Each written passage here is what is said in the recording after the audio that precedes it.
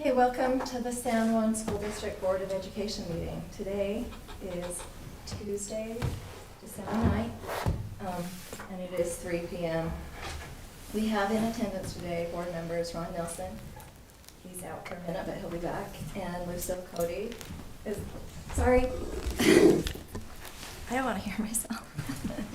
Colleen Benally, Dan Barton, and Don Mose, as well as Superintendent Dr. Fitzgerald, Business Administrator Jacob Swanson, and other San Juan School District staff. Thank you for joining us. Before we begin, I'd just like to have a moment of silence in recognition of the passing of Aaron Brewer. He was a very important part of our district team, and he will be missed. So if we could just take a moment in honor of him and his family.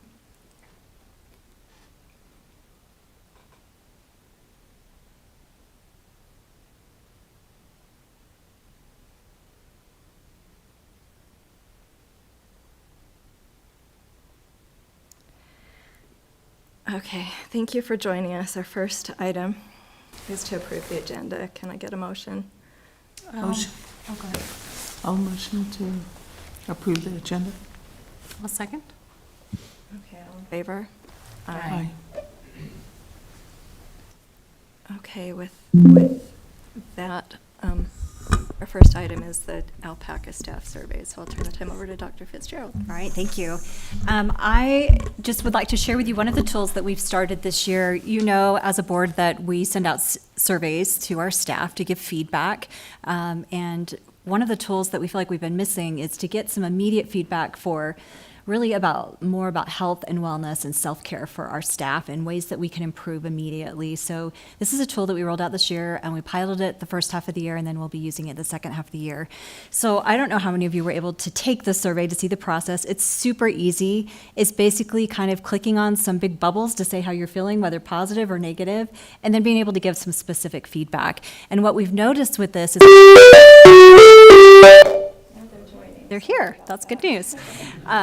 So what's great about this is this survey data is taken back by administration and can be used for school improvement when we look at the climate of the building and how our staff is feeling about things, feeling with some of the pressures. And then the great thing also with this particular company is then they give us resources that they can use to do positive staff shout outs, to do little activities, things that align with the data. So I just wanted to show you, we did some sample surveys. I think I sent this link out to you, so I know some of you have completed this. Let me just see if I can get it on the big screen.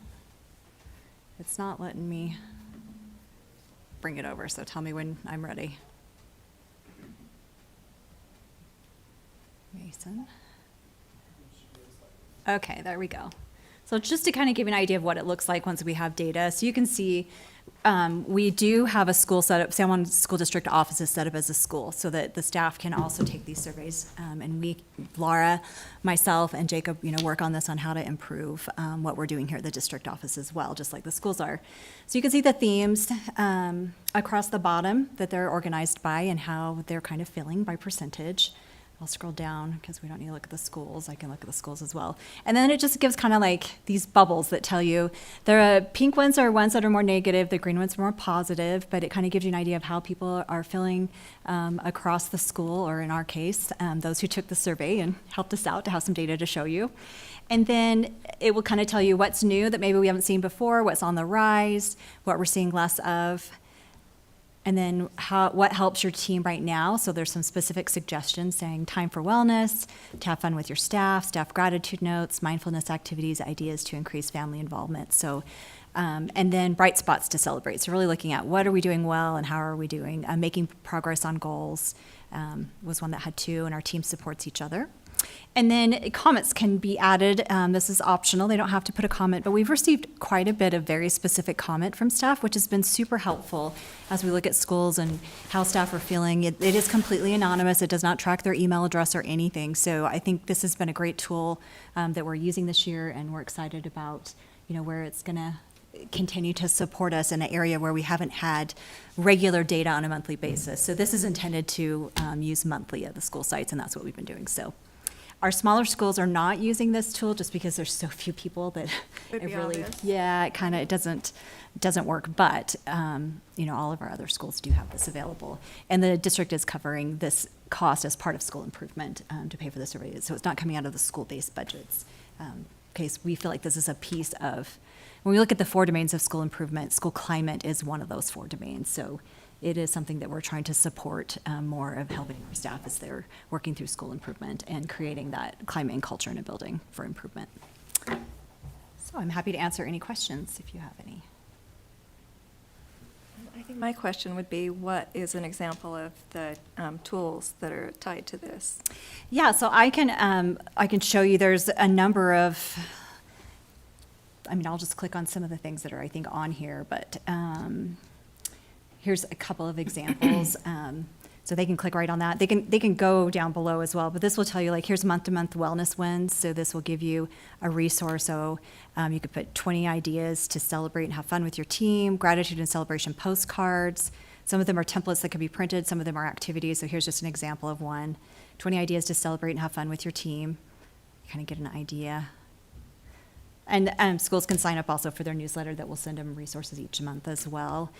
The company does have some alpaca packs that they'll put the packs together. If you want to, acknowledge certain people with the theme for the month, they can do that as well. If schools are willing, want to do that. But they have everything from, you can see this one on the bottom is fall fun, 10 fall themed staff activities to celebrate your team. So a lot of it is about celebration, gratitude, acknowledging, having peers acknowledge each other for the work they're doing. Some of it's more mindfulness and wellness and health. So it's just a variety of resources. The schools can also go directly to the website and get all of the resources there as well. So if they're looking for something specific, they can do that as well. But this will align with what the data. So when they get the data, they can click on that and say, oh, this is kind of an area saying that maybe I could spend some time on, and the resources right there they can choose from and pick what they want to do with it. So very simple and easy. So principal meeting, they're able to show this to the rest of the staff, or so far we've only done the survey, right? And then we haven't really gone deeper into that. Yeah, I because this is, data out for everyone to see, I just chose to send, the link to the board, and I had Jacob do it as well and myself, just so you could kind of see what the data looks like. But a lot of these, you're going to see that they have anywhere from 17 to 35 people who've completed it for the month. So the data is going to be, more in depth and more specific to that school and what the needs are. And it's been kind of interesting because I think sometimes, I was like this as a principal, I think, oh, everything's going great. We're on track with our 90-day plan goals. Everybody seems to be doing fine. And then, what we've seen with some of this data is that maybe there is a little pocket of people who are maybe feeling overstressed and not supported. And so then I think it's really working through that to say, hey, maybe we need to take a minute and take a step back and say, okay, how can we help them feel more appreciated? Or, it's very specific.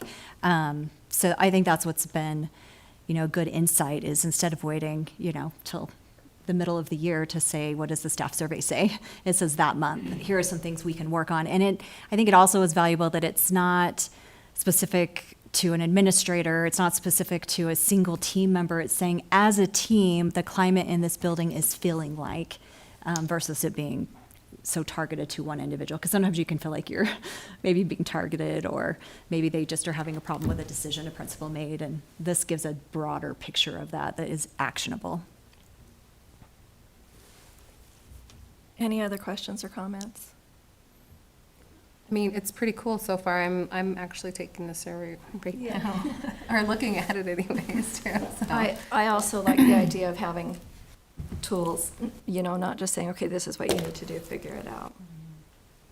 And a lot of people want to stay anonymous too, and not be like, oh, I don't want, to know, my bosses to know that I'm feeling fatigued or overwhelmed or anything like that. So that definitely helps put, it releases some of that stress for doing that as well. So I think it's a really good, it looks to be fun just to fill out so far, so. Yeah, it's pretty easy, quick, and kind of fun to fill it out. Okay, I'm good. We can turn that back over, and we will move on to the next item, which is the fiscal year 25 audit report.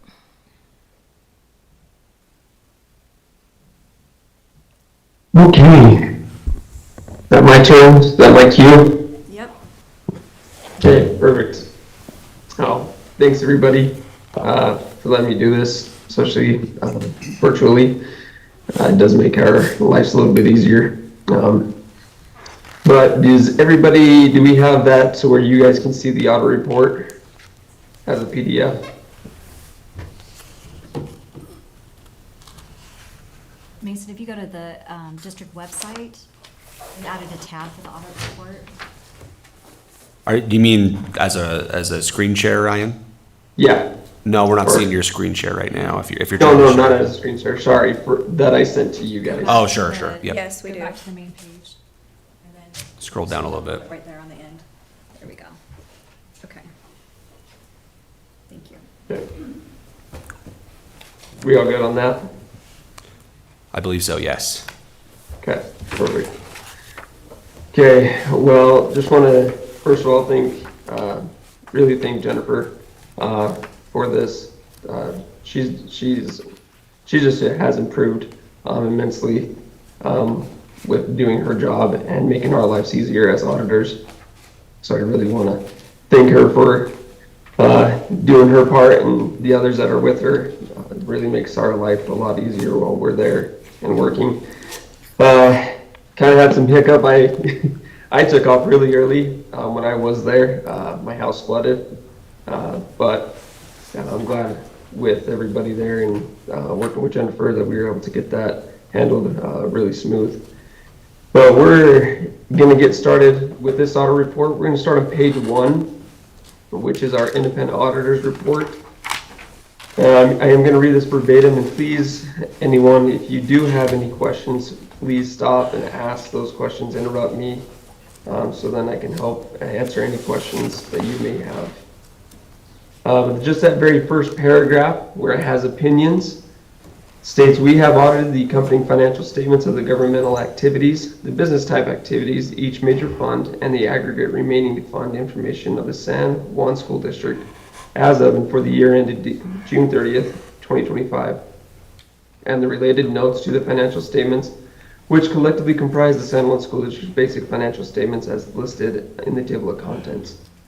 In our opinion, the financial statements referred to above present fairly, in all material respects, the respective financial position of the governmental activities, the business type activities, each major fund, and the aggregate remaining fund information of the San Juan School District as of June 30th, 2025, and the respective changes in financial position, and, where applicable, cash flows thereof for the year then ended in accordance with accounting principles generally accepted in the United States of America. So this is just a long way of saying you guys have an unmodified opinion, which is what you guys are wanting in your audit report.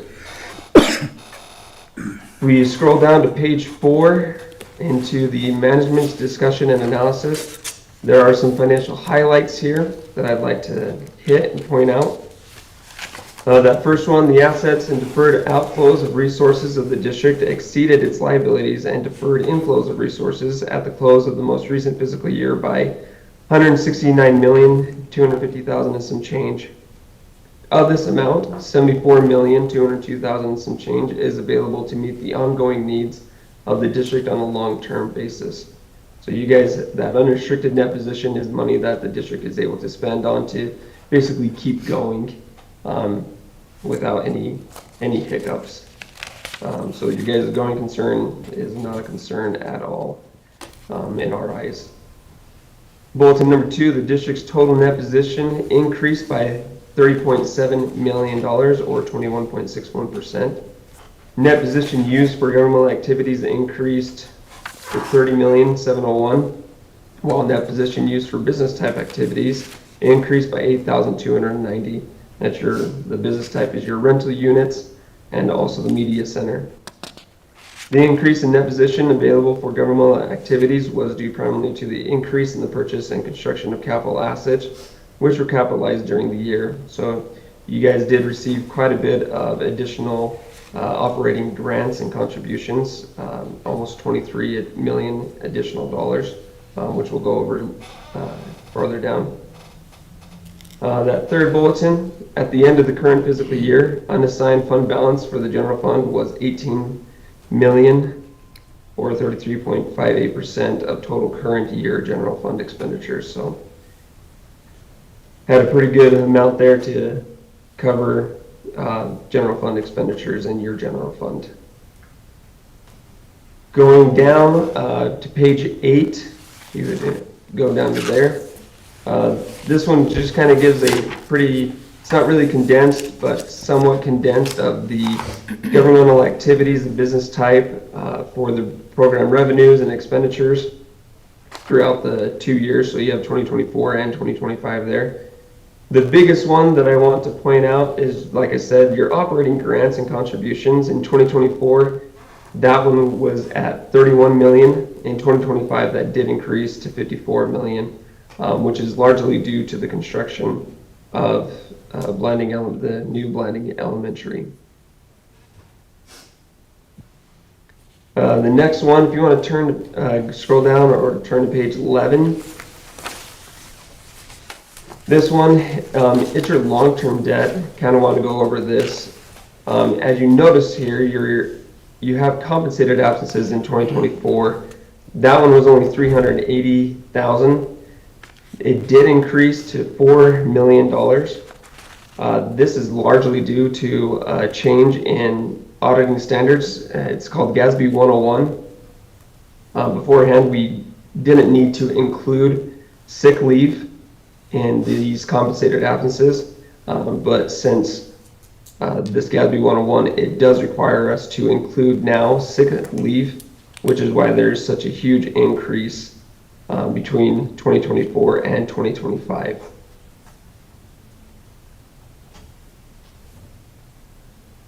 Continuing on, we can turn to page 13. This is your statement of deposition. This just goes over all the current assets and liabilities that the school district currently has. This is how it is set up, as if it was a business. You can see there on that capital asset line, land, construction in progress, and water stock is at 30 million. Large of that is 29 million or so is construction in progress, which is the majority of that is for the Blanding Elementary School. And there were some additional assets that were added, which I will discuss later on. Page 2, this one, it goes over all the expenses for government and the business type. As you can see there at the bottom of the page, your change in net position has that large increase of the 30.7 Can you tell us that page number again? You said page 2? Sorry, page 14. Okay, thank you. Exhibit 2, sorry, I'm saying page 2. That is my apologies. Page 14 of the audit report. Page 17 if you're looking at the PDF.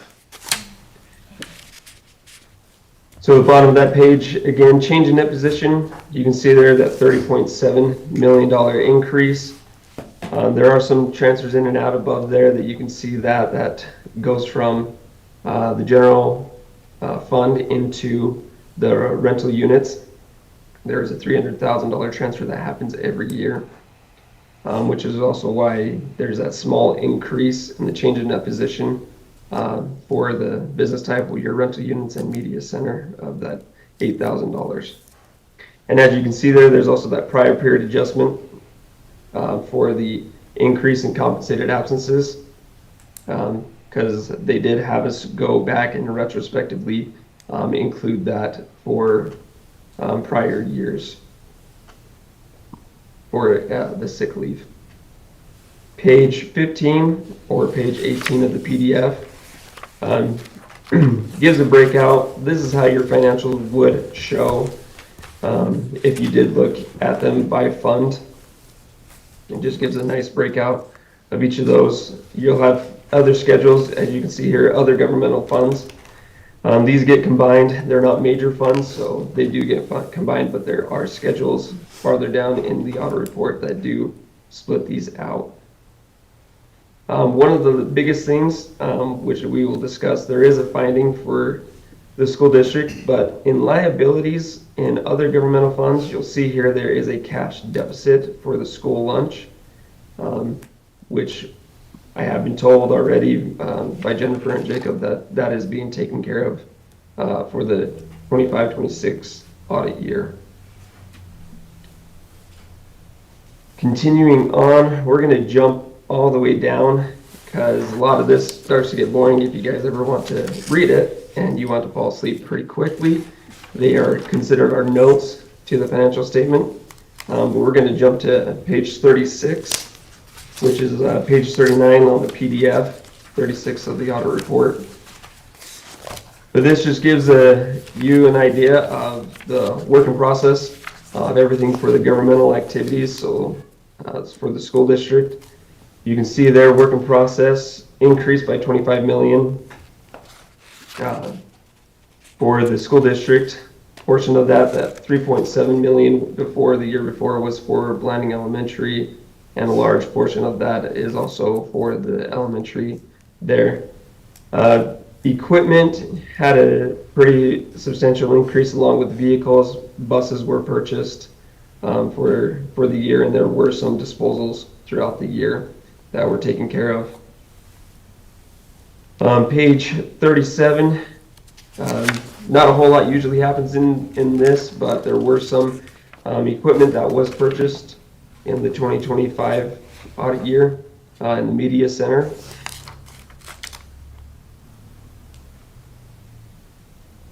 And then continuing on, page 49 of the audit report, page 52 of the PDF. This is showing your sick leave and vacation. This is your long-term debt. Net pension liability is something that is handled with the URS. It's something that the district doesn't need to worry about as long as you continually make your URS monthly payments. But just wanted to go over that sick leave and vacation again. Pretty large increase just because of GASB 101, including now sick leave into those compensated absences. Page 67 of the audit report and 72 of the PDF. This one is just our independent auditor's report on internal control. We don't really express an opinion on that, but we do, in the audit, we do test the internal controls of the district to ensure that standards and practices are being met there. But from what we had tested, everything seems to be handled very well. Next one is page 69 of the audit report, page 74. This is our compliance for each major program for your single audits. Reading that verbatim, it just states we have audited San Juan School District's compliance with the types of compliance requirements identified as subject to audit in the OMB compliance supplement that could have a direct and material effect on each of San Juan School District's major federal programs for the year ended June 30th, 2025. San Juan School District's major federal programs are identified in the Summary of Auditors Results section of the accompanying schedule of findings and questions costs. In our opinion, San Juan School District complied in all material respects with the types of compliance requirements referred to above that could have a direct and material effect on each of its major federal programs for the year ended June 30th, 2025. So, part of our auditing, we do have to test federal funding that you guys receive. If you receive federal funding of over $1 million, we do have to go through this process of identifying federal funds and testing those federal funds, which you can see the ones that we did test on page 75 of the audit report or page 80 of the PDF, where we tested roughly five areas of where you received funding from the federal government. Continuing on that, though, on page 75 is our findings. First one is the school lunch fund deficit, fund balance, which I had discussed before. Just the criteria going over that. Government accounting standards, statement number 34, and generally accepted accounting principles require government proprietary and special revenue funds to maintain a non-negative fund balance / net position and to report when expenditures exceed available resources. This is also goes along with Utah code, requires school districts to manage school nutrition program funds in a manner that ensures that program remains self-supporting, prohibits operating deficits without an approved plan, and requires the district to take corrective action when program expenditures exceed revenues. Under government auditing standards, auditors must report significant deficiencies, material weaknesses, and non-compliance with laws, regulations, or provisions of contracts of grant agreements. Farther down there, the district has given the response. It does state the district will budget a transfer from Fund 10 to cover any deficit for all future years.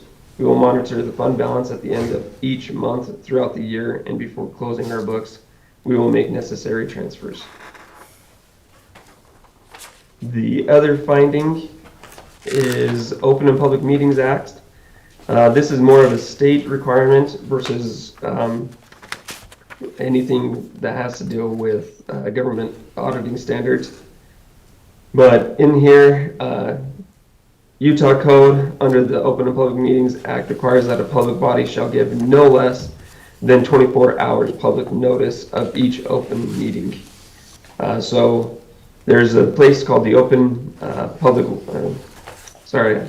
it is the public notice website, the Utah public notice website.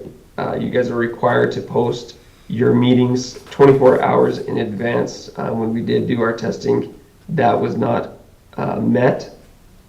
But the district response to that is the district will implement a system whereby deadlines for posting notice to public meetings, especially budgetary meetings, will be on the superintendent's calendar, her executive assistant's calendar, and the business administrator's calendar. So quite a bit of checks and balances to make sure that that is done in a timely manner.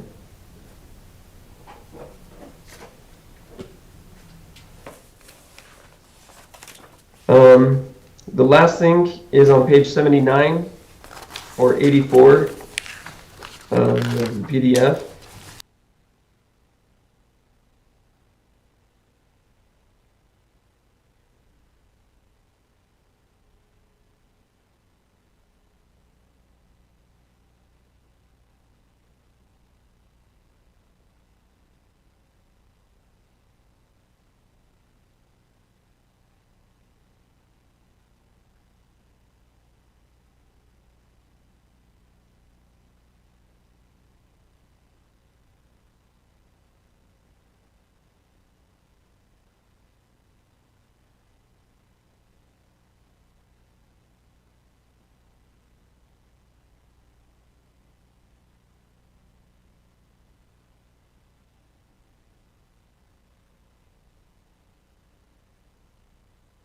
Oh, that's horrible.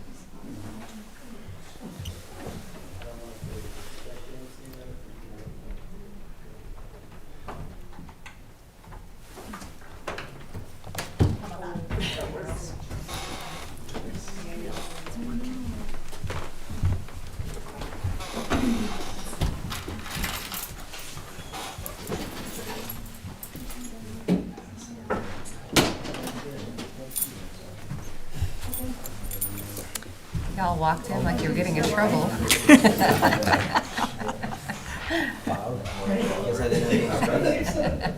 You're used to it. You're used to it. No, you were just too recent. We didn't go back to the ladies. Ladies and can't control anything to turn the mics off to not broadcast. So, Turn the mics off. Broadcasting then. Yeah, we'll have to hold them down. Yeah, he wouldn't know who we are for now. yeah, he can't control to turn it off. So we're, Yeah, they won't stay turned off. Should we go in the, board? Yeah, we go to the executive board room. Executive. yeah, okay. That's better. There's nothing there to get out around here, it is just punting. I can take mine. No kidding. Figured it out, right? That's efficiency.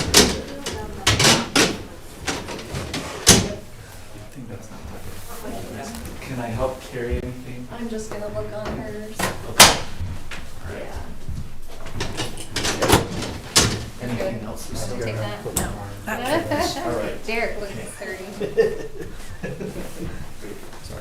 Through a technical difficulty, the board has moved into a closed session and will be back shortly.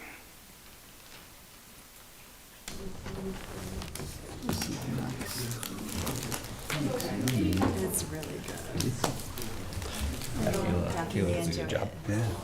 If I could grab a cookie, otherwise I'll break, be sitting here eating. All right, do we still have, or are we finished with that portion? Ryan is still with us, and I am just getting that stream last little bit finished. Okay. And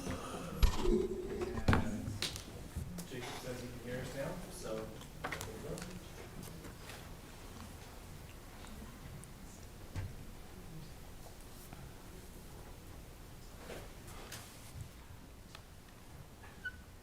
Ryan, are you still there with us? Yes, are you guys ready? Yes. Okay, well, the good news is that we are on the last thing. Yeah.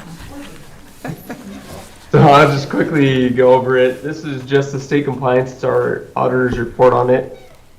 Just that middle paragraph, opinion on compliance. It states, in our opinion, San Juan School District complied in all material respects with the state compliance requirements referred to above for the year ended June 30th, 2025. So even though there was a state finding at your open public meetings that had no material implications. So this is the type of opinion you also want for the state.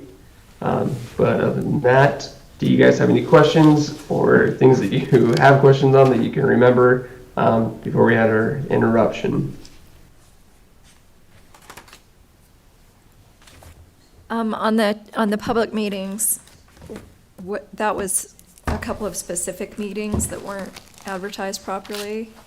Correct. Yeah, so anytime you guys do have a public meeting, it does need to be posted 24 hours. There's also your budget meeting. That one has a little bit different rules. That one requires 7 days in advance. But other than that, yeah, your other meetings just only need 24 hours. Okay. Anything else? I had a question on our sick leave part, but I don't remember specifically what that question was. That's just this year, or when did we have to? Yeah, so GASB 101 started, it had to be implemented in for the 2025 year. Okay.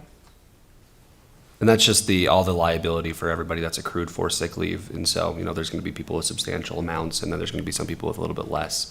And if we had to pay out all of the sick leave, and correct me if I'm wrong at any point, Jennifer or Ryan, if we had to pay out all of our sick leave for if for some reason everybody used all their sick leave at once, that would be the liability that we'd have for it. So. And that, like I said, that was just the newest thing so far. Okay. Right. Yeah. Okay, thank you. Okay, Thanks for joining thank you. us. Thanks, Yeah, Ryan. Thanks for having me. Thank you. Okay, can you do the school calendar in 9 minutes? Thank you, Laura. We're back. They can hear us, but they're not getting our video. Okay, I'm gonna work on that. okay.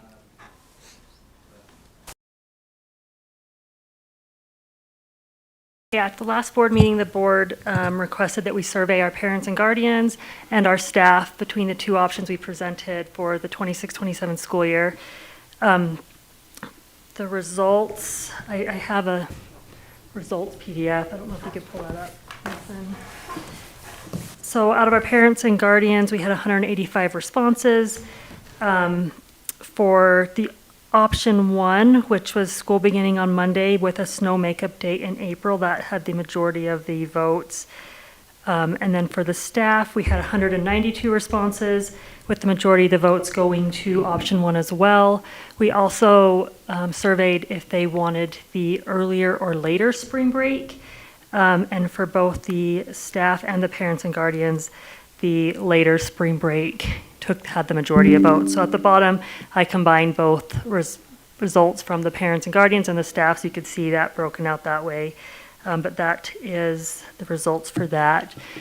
Also, at the last meeting, we mentioned maybe approving 2 years' worth of calendars at once. So I did create a 27-28 calendar to review if the board would like to. There are 3 options presented there. Option 1 is similar to the option 1 we presented for the 26-27.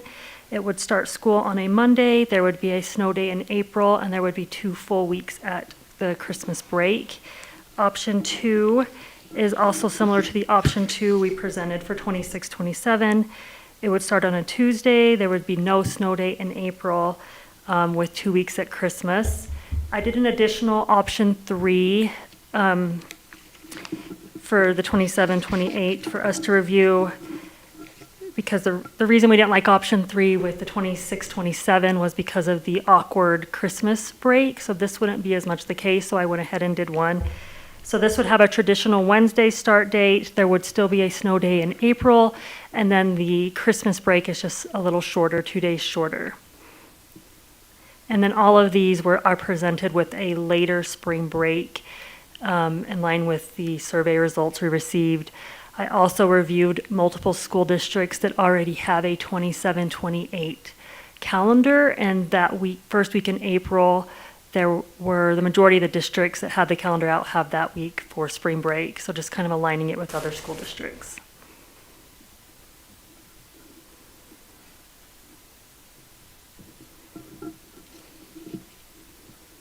So you're giving us the option to approve 2? We could, or we could School bring the calendars, or- 27-28 back another reading if we'd like. It was just brought up in the last board meeting. That could be something we move to. I think I brought that up last meeting, Yeah. and I do think at the right time, I'd really advocate that we approve 2 years in a row. If this is the right time, then great. If not, I mean, I am getting some feedback that, we're making a decision about moving later spring break, and yet we haven't done it this year yet. Spring break hasn't arrived, and there'll be maybe some concern with not having the 2 days in April that we've always had with the earlier spring break. Is that correct? We've had a Monday to Friday around Regardless Easter. of where the spring break goes, it's not going to impact that snow day. That's just the number of days available in the year.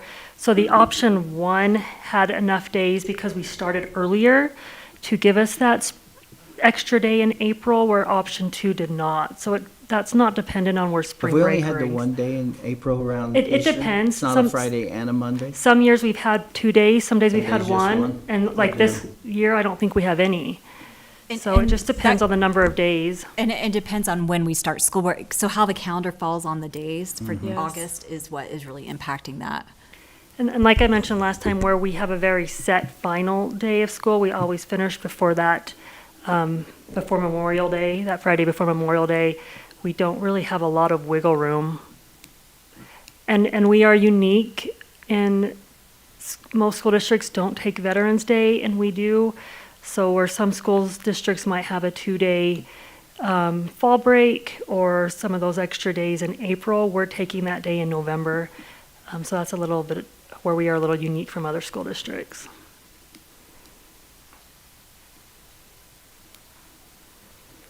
So I guess the answer to your question is, regardless of where spring break goes, it doesn't necessarily mean we'll get that snow day in April. May or may not, and it'd probably only be 1 day, like.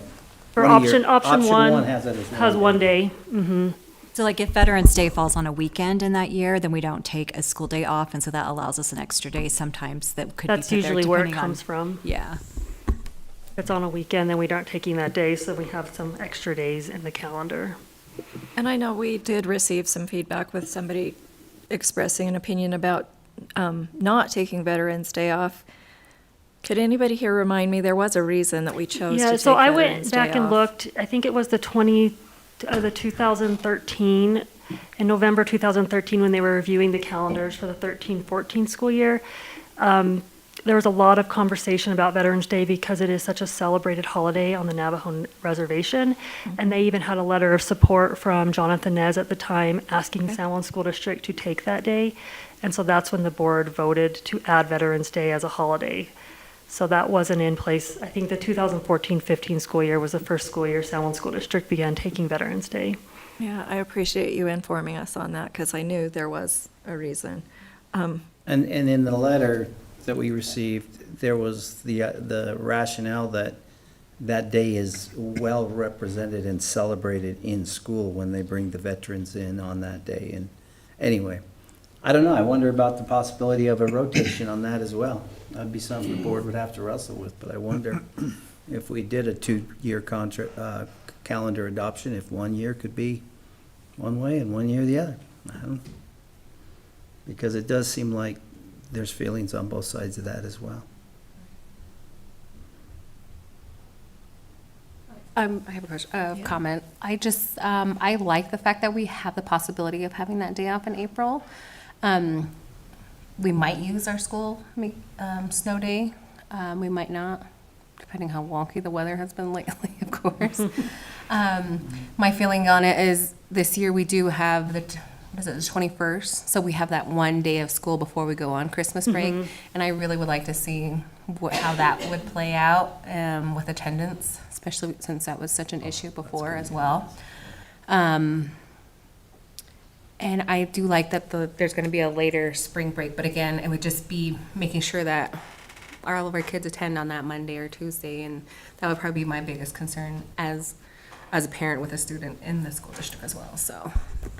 So there's a couple of ways we go with the board based upon your recommendation. We could bring that additional calendar back in April after we've experienced spring break and see if there's any additional, input from there. If you wanted to wait until then, that would get us through the holiday with that day, and then it would get us through a later spring break before you make that decision.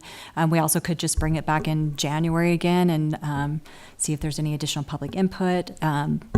We could also send out another survey for that year if you wanted. So there's a couple of ways the board could go. We do recommend that you approve next year's calendar this month because we do need that for planning. So that is our recommendation. But the year after that, there's a variety of ways. And of course, the board could just put it off till next fall if they want. I wonder, for me, I would like to hear from parents and administration to see what the 27-28 year would be. So I'm open to having a survey and bringing it back next month for the 27-28 year. Or even in April, Yeah. after we actually experience that spring break. Right. So I think, I like your recommendation of voting on this one, but I do like having extra time to think about the other calendar as well. So I'm probably not prepared to vote on it today, but I do appreciate being able to visualize it sooner than later. So thank you for the efforts that you've made with that. Okay, And I I will think wait we're- for we're further good. instruction then. Yes, thanks. Thank you. All right, it's 4:00. Next on our agenda is Monticello Elementary School presentation. So welcome, Jenna.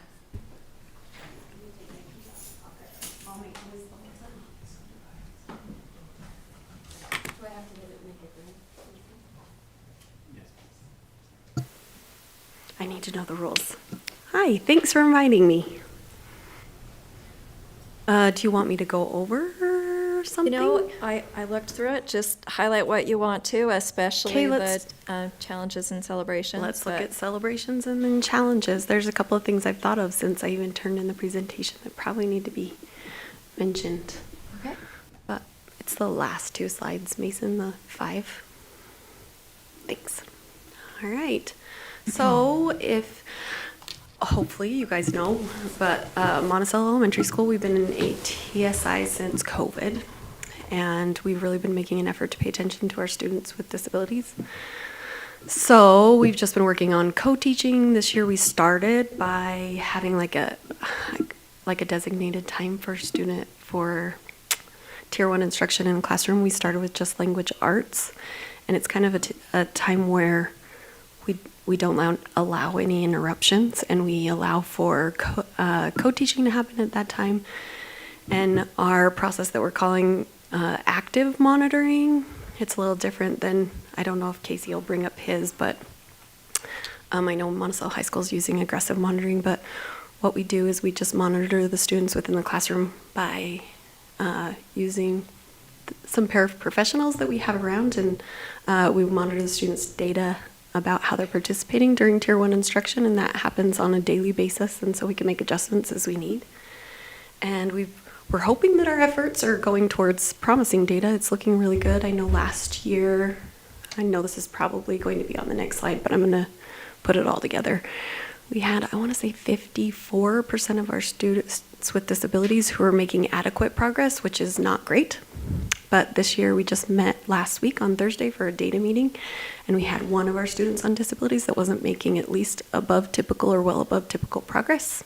And so the data this year is showing that our efforts are working, at least what we can see right now. I know that ATSI is decided by RISE, so it's hard to look at on like a micro level, but the data that we are seeing, I guess our smaller data is looking a lot better.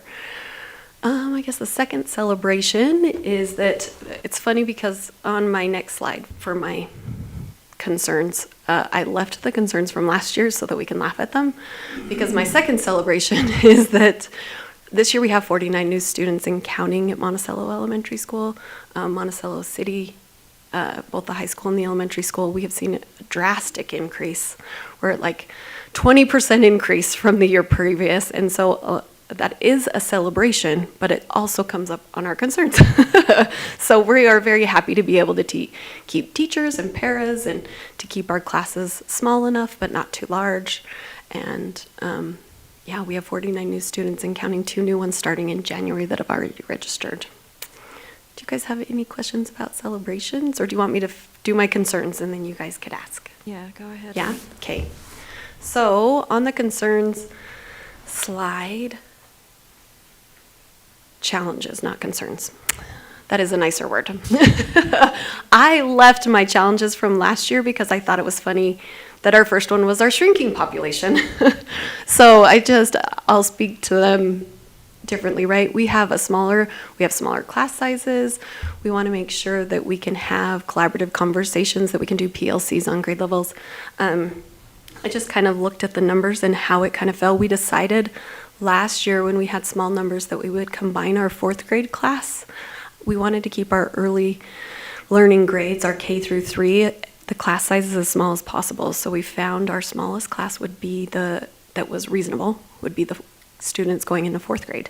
So we had 31 students when we went into the summer. And then in July, we had 32 4th grade students, and the teacher came to me and was like, we're growing. I don't know if I could do this. And then on August 6th, we had 36 new 4th graders. And then she was like, really? But I appreciate, I know that Ron and Christy and superintendent had worked to kind of find a resolution in that area, and they worked quickly. I don't know what the solution is for, how do you prepare for 50 students? I don't know how you prepare for, I guess, 49, but I don't know how you prepare for that. But that's a challenge, how we keep some consistency in how we're providing our quality education when we see those huge swings. So I don't know if there is a solution to that. And then my next one is still challenge. We're having far more students come in with IEPs, and this year we have, since the beginning of the year, made 7 additional referrals with 3 more coming down the pipeline.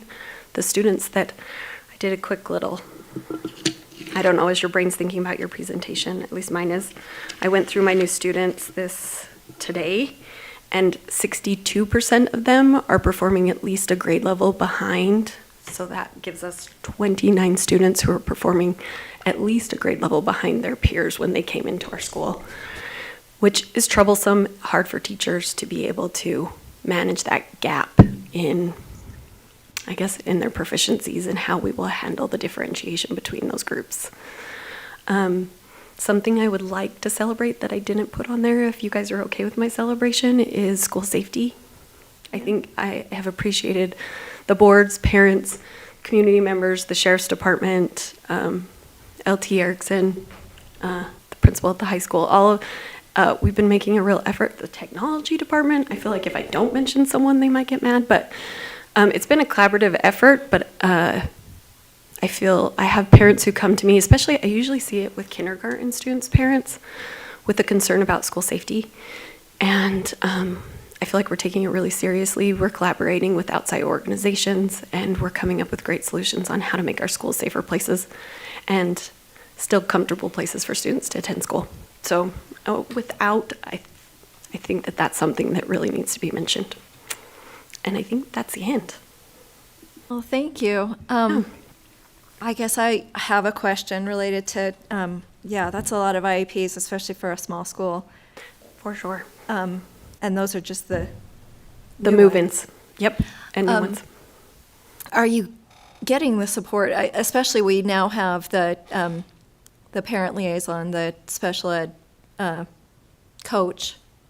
Katie Lynn. Yes. Mhm. Yeah. Are you getting that support? Are you feeling? Ab- It's a huge lift, it sounds like, but. It is, hopefully- absolutely. And the more I learn about special education and how to provide services, the reason we went towards active monitoring in our classrooms is because I was sitting down at a data meeting with teachers, and we were talking about students with disabilities and the progress that they had been making, and we were trying to figure out reading groups and how we were going to make adjustments. And I was trying to figure out how we were going to get one of our most at-risk students in 3rd grade to be able to receive their IEP minutes. And I was taking them away from their classroom teacher, who is really the most qualified individual. She was one of the teachers that had been around the longest with the most experience. So we're really looking towards providing more minutes in the classroom with our most qualified individuals. And I kind of pulled that model from Monticello High School. I should get some major brownie points. I think I mentioned you 3 times. At the high school level, at the secondary level, it's a little easier to provide minutes and support for students with disabilities because the classes go at the same time. If you look at the high school, all of their 7th grade students are in language arts all at the same time. It's easier to provide minutes. And so I looked at changing the schedule rather than trying to find more people. Okay. And so that's why we changed to active monitoring. We had that designated time in the morning time where it was like, this is where we're teaching skills and this is where we're going to provide minutes. We've also looked at how we're grouping our kids in their classrooms during the summertime. So I think what we've been trying to do is provide more, and people may hate me for saying this, but I think more is causing a bigger deficit. I think we need to figure out how to provide kids, help them access the content without providing too much services.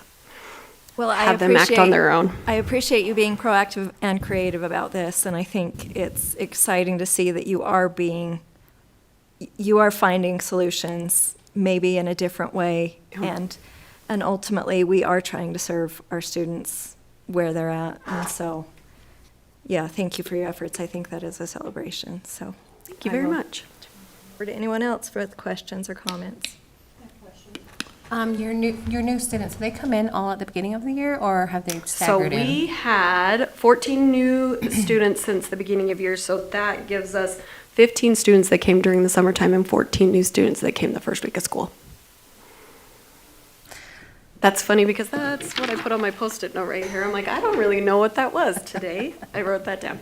And then the new 2 more you said? Yep, 2 more coming in January.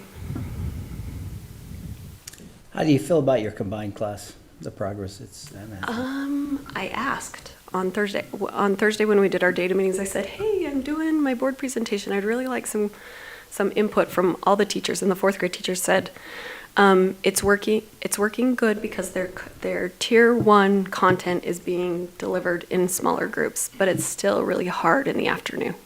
It's hard in the afternoon to have, right now they have 37 students, and that's hard to do in one classroom. But they do have amazing teachers in there. We couldn't have asked for 2 better people in the 4th grade. So at your next data meeting, will you be asking how we can eliminate some of the over amount, or how did we say the support? Large classrooms. Well, the large support that you're getting So to get that's down been- to the ones that will work for you and work for the students. So that's something we've been talking a lot about And I think I can reflect on my teaching experience for this, is that when you're a teacher and you're at the board and you have your amazing lesson and you're teaching and you're walking around and you think you did a fantastic job, and then you get to the part where you're going to let kids practice, right? Your independent practice part. I mean, as a teacher was like, I know those 3 kids I got to check on, right? I got to go and I got to check on them. And I'd find myself spending a majority of my time with those 3 kids. And as I look back now, I feel like it maybe is a disservice to be spending so much time. They learn to rely on adults to be able to complete their work when they're little, and that's a habit we don't want them to be in. So that's where we've been training the paraprofessionals on how they can support students and how much time they should give with them. We have a little, it's not really a rule, but I guess an expectation that you give them 45 seconds and then you say, and I'll be back and I'll check on you, so that they get they have the mindset that, all right, they think I have enough information, I'm going to try a little bit, and they'll come back around. And so it really has been, we're working towards, can they start to do it by themselves? And because the more support we give them, the less they're going to do by themselves. Thank you. And I hope that answered your question. Yeah. Anything else? So what's your total enrollment at the school? Is it? So I want to say 301, but I know 301, that includes preschool students, and I know we're up to 17. So You're if at 286 without 286. I'm like, if somebody will do the math. I got the If math. somebody will do the math on that, yeah. 286 school-aged children and then 17 preschoolers. Okay, thank you. Thank you. All right.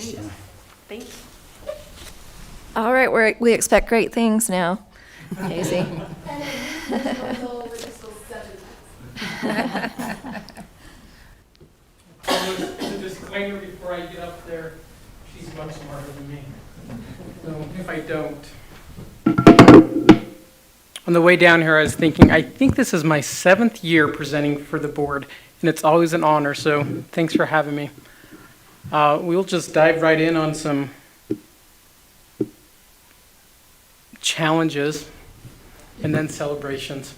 I'd like to end with the positive. So, my very last slide. Challenges. One thing, Monticello High School, we have had some turnover in the last several years, which is great.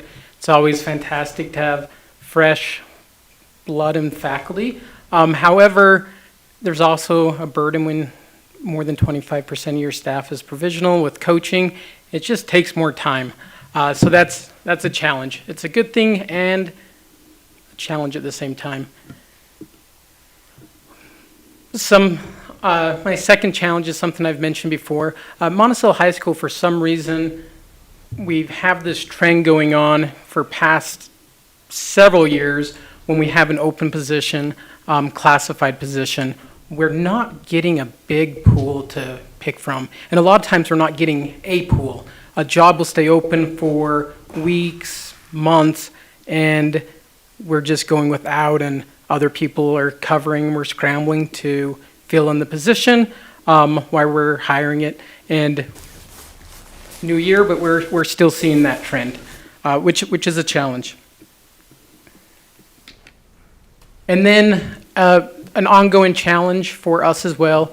I think, and I put the C word in there, COVID, but COVID, we definitely saw a decline in our attendance at Monticello High School, and we've went up since then, but it's still not where we'd like it yet.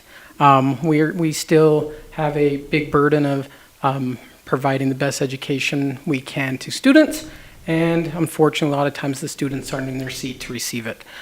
So that's a challenge we're still trying to deal with. In my data sheet, I put that also one of the trends we've noticed is that we're trying to come up with a solution with, but we haven't yet. We start at the beginning of the year lower than we'd like, and then it slowly declines throughout the year. First quarter is a little bit better than second quarter, and then third, and then fourth. And it appears that we're on track this year to repeat that same trend. So those are the challenges. Celebrations. Monticello High School last year hit an all-time low, to my knowledge, at least in the 10 years I've lived in Monticello. We hit the 200 mark of attendance, and we're around 240 right now. So we've had 40 kids move in. That was also with a smaller class graduating and a bigger class coming up from the 6th grade. But we have got a lot of new faces that moved in, both at the beginning of the year and then a couple throughout the year as well, which is good. Cell phones, I think, is a huge positive at Monticello High School right now. A lot of people have made observations, not only in the classroom with the zero tolerance, but what I've noticed personally is, so at Monticello High School, you can have your cell phone out before school, in between class periods, at lunch, or after school.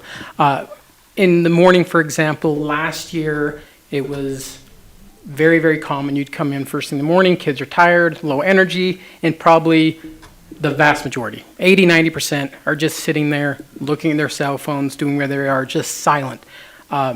Today, if you came in this morning, there's still kids on their cell phone, you can do it, but there's a lot more conversation happening.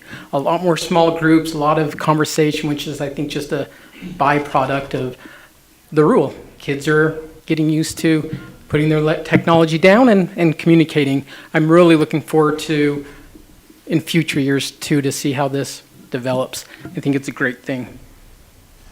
And then just something to mention is, I put down there the MHS exited TSI 6 years ago, and we've remained out of it since. However, when I was just sitting there, I was like, I think I may have shaved off a year. Hopefully it's 6 as soon as they actually put the report card. But I think it's actually 5.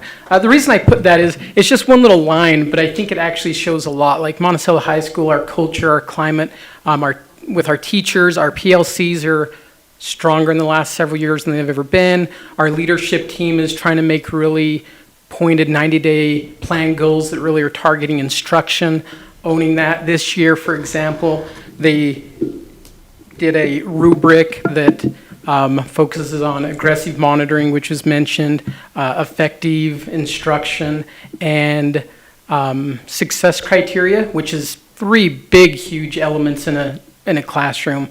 And we're looking at all 3 of those, with addition of the other goal is to decrease the number of students that have a C- or below. A few years ago, we were looking at failing students, and now it's like, all right, it's time to raise the bar to C-, and I'm hoping we get to the point where we start focusing on, at some point in time, B's and below or something. We really believe that every student at Monticello High School has the right to learn and should, and it's reflected on the grades, so we need to help that out. So I put that there, but it really represents, I think, a lot of things and probably several things that I haven't mentioned. So, any questions? Well, I would like to comment on the rubric. I did notice that, and I like having clear expectations and also constructive criticism. It's nice to be told what you're doing well, what you need to work on, but if you don't understand the expectation in the first place, it can be kind of jarring. So having that in place consistently, I really admire and respect that. I appreciate you doing that. And I think I mentioned, but it was made by the leadership team. It was made by the teachers for the teachers, which I think was fantastic. Anyone else? That was going to be my question. Is the rubric for teacher to teacher or teacher to student? I mean, because both have an expectation to follow through, and again, this would be one of those support systems of, we have 5 provisional teachers, or did I say provisional? Yeah. Mm-hmm. And sometimes we might have to take the advice of the elementary and say, give them 45 seconds and okay, allow them to do what they need to do, like those IEP students. So I wonder, again, if that's too much support, or do we need to have this rubric from teacher to teacher as well as teacher to student? It would be great to get to the point where it was going to students too, but currently the rubric is just for the teachers. It's the expectation for the classroom, and we're helping support that. A couple of weeks ago, we brought in a sub, and we went out into groups of 3 teachers at a time, and we were using that rubric while we were observing other teachers. So we'd go out, we'd observe a classroom for 10 minutes, we'd mark up the rubric, go do another one for 10 minutes, and we went back to the multi-purpose room and we had a great discussion. And I think that was a way too, because you mentioned supporting provisional teachers, that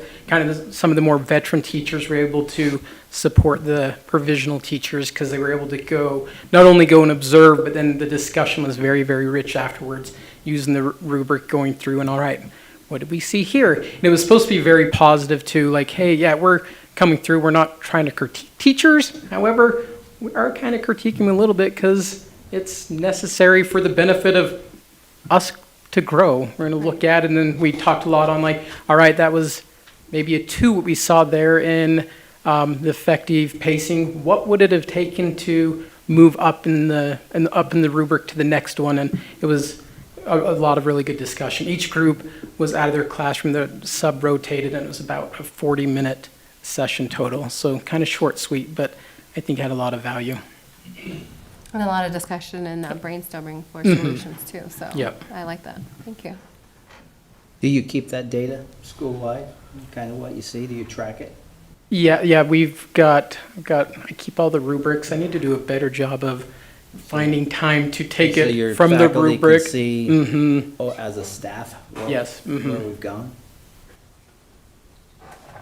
Yep, for sure. Do you see a increase in test scores with the new phone policies? I know you said the kids are more. I don't have data yet, but I am super, super hopeful. So I don't know. But fingers crossed. I'm going to make a note of that, and this time next year I'm going to report on it, and I hope it's super, super positive. I'm hopeful because, yeah, I think it has to. The kids are more engaged equals more learning equals higher test scores, so, but I don't have the data to show that, but I think so. Can you tell us what that looks like in the classroom? Because I got a lot of flack from my students within my area. They're like, come on, Miss Benelli, why are you taking our cell phones away from us? You want us to be safe? That was the that was the language, right? But I was like, well, I mean, it's not me specifically. Otherwise, I'd eliminate all cell phones. But that's neither here nor there. But I wanted to know, like, how are other schools doing it? Like, I know some teachers at Whitehorse are allowing it to be just on the table at the corner or on their desk or just in different places. So what would that look like in your school? We're doing out of sight, out of mind. We don't want to see it. Okay. I don't care where your cell phone is, but I don't want to play this game of, it's in your lap, are you on it? Yeah. No, I wasn't on it. No, we're not going to play that game. In your pocket, in your back pocket, in your backpack, we don't want to see it. If it's seen, it's getting taken away. So, and the kids have adapted that well. And obviously there's a little, if you sit and it pokes out on the little corner of your pocket, like, you know, we are people too, but for the most part, if it's out, or being seen, it's going to get taken away. And then also another question to that. I know there was a big concern about smartwatches. Has that been an issue at all, or? We have not had an issue with smartwatches. We've, I'm trying to think if I've had any no, I don't think I've had one smartwatch to my knowledge taken away. EarPods more. Yeah. Okay. So cell phones and EarPods are especially with the longer hair, like, but after the 6th time of hitting your ear, like, is there something under there? Or do you need to go see the school nurse? Something's going on. But yeah, I think cell phones by far more than anything have been taken away, and not at a huge level. Like, the kids are complying for the most part. Yeah, I was going to ask, how is your youth leadership helping with that aspect? Like the youth leadership helped with the propaganda with the superintendent at the beginning of the year, pushing it out. At the very beginning of the year too, we always have the very first day, the kids go into an assembly, and we had this our student government launch cell phones and talk about why it was important and getting back to the basics of learning, and they tied it all into our school vision and of preparing kids for the what's next. Yeah, thank you. And now we need to add AirPods to that too. So that would be interesting. Thank you. Thank you. It's Casey. And I just appreciate your comment at the end that we'll see you again next year. Yes. All right, we can go ahead and move back up to, I think we were on the fee schedule next. Okay. So as part of our requirements for spend plans and fee schedules, we bring to the board in 2 open board meetings for public comment, our policy, the fee schedule, and our spend plans. So I've adjusted the timeline a little bit because I think it will make the workflow and system work better for our schools. So what I'm recommending is that the board review our fee schedule in December and in January with the hope of approving that in January. So then that information can be given to our schools to adapt their spend plans. So those spend plans can come to the board in February and March for approval. We used to have a deadline, well, actually March and April. The state used to require us to have all spend plans approved by April 1st, and that changed. So we are able to have them approved later for the board. So my recommendation for timeline would be in January board meeting, approve the fee schedule, and then bring back spend plans in March and April for final approval. We'd also review the policy at that time in the open board meeting as well. So wanted to highlight the changes and recommendations on this fee schedule that we're bringing to the board for consideration. If you want to open that for us, Mason. We noticed that we have not had 6th grade listed on here, so we need to add 6th grade because at ARL, they're able to charge extracurricular fees. They could charge curricular, but we've chosen to recommend only extracurricular at this time. And they also can charge instrument rental and repair. That's our recommendation to the board. So we need to add that to the fee schedule. We haven't had 6th grade on there in the past.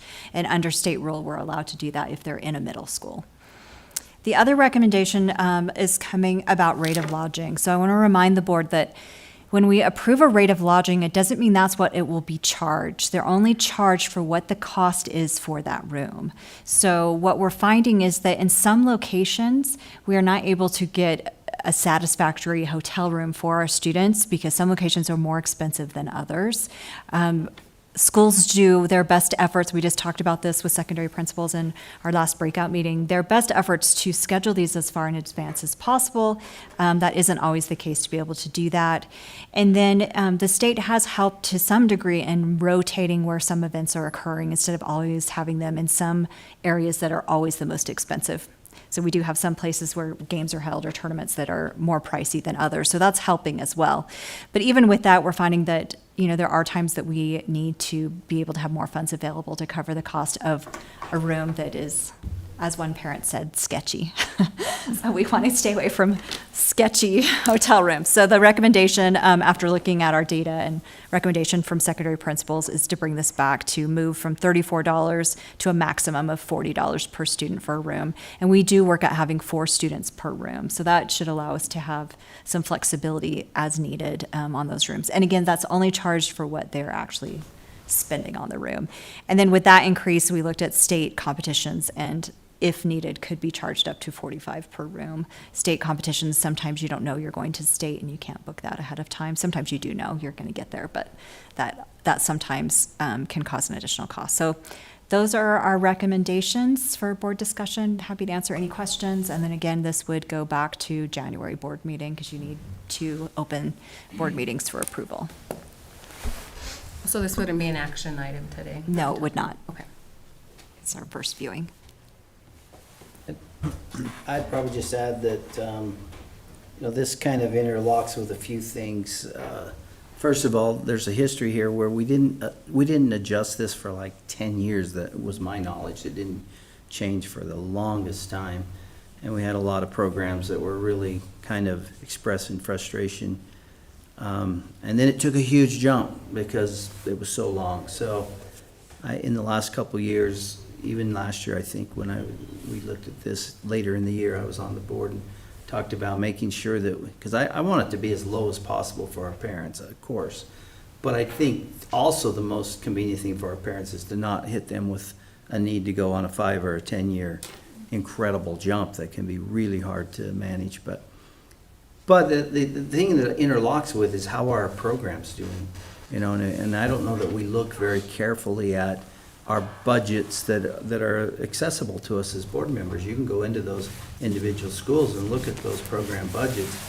And anyway, so my question would just be, are we looking at that and try to evaluate are our programs doing okay? Are they giving our kids the opportunity to, to have a fair and an appropriate competitive situation? And as I've looked through those budgets, it appears to me the answer to that is yes. Our budgets look like they're in fairly good shape, most of our programs.